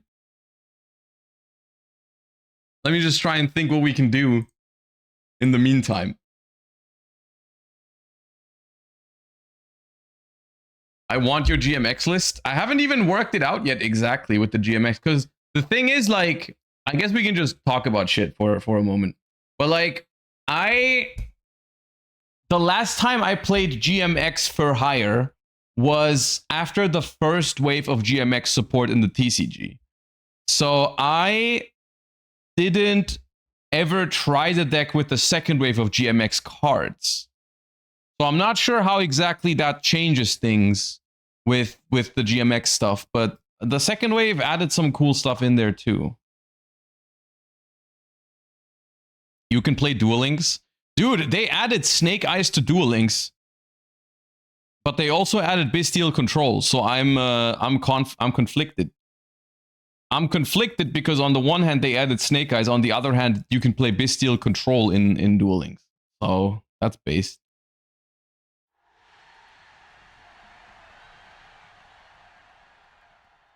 Snake Eyes stream now? No.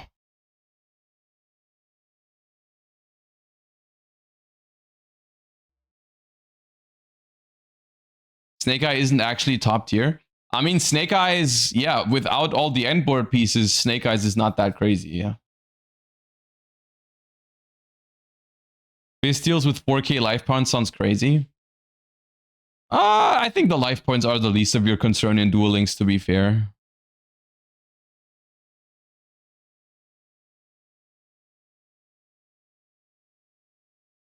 Did you check for corrupted files? It helped me. Dude, I don't know what that means.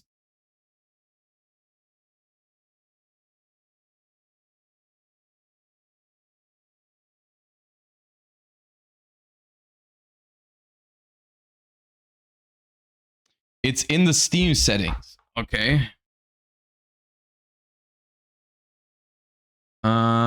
Steam. Steam. Games. Master Duel.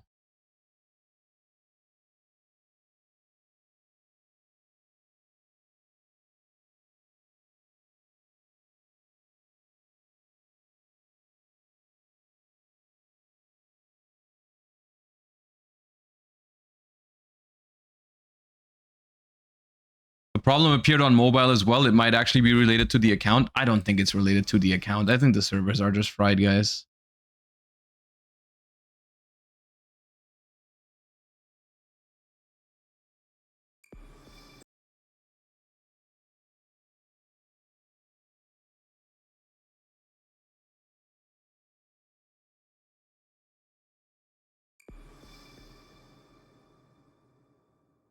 I got in from EU. Yeah, I'm not saying it's fried for everyone. I think the server just doesn't have enough capacity for the amount of people wanting to play. So some people get in and some people don't. Due to a surge in access, we are currently staggering logins to the game. So I think they just like don't let everyone in.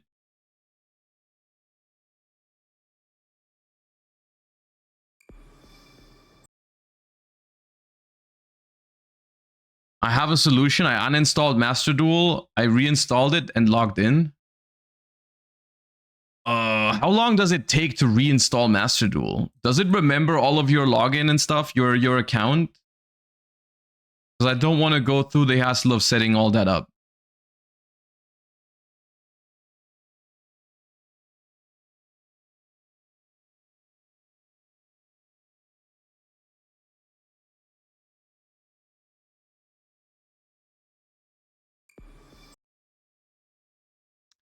I think the most reasonable thing to do is to just call it a day and play tomorrow, because I think they'll probably have fixed it by then.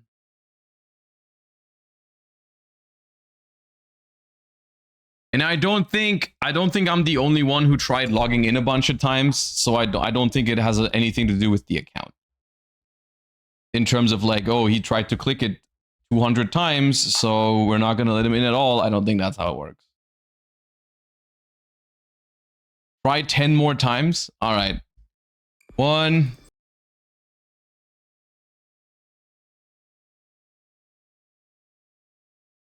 2.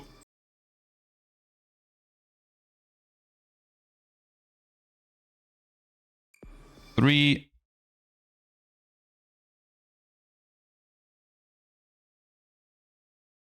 4.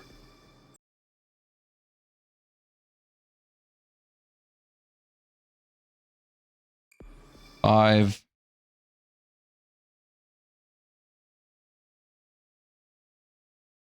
6.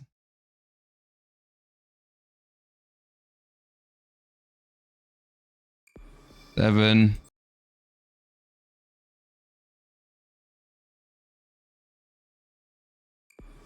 8. I did not consider the consequences of saying those two numbers back to back right now. I'm sorry. 9.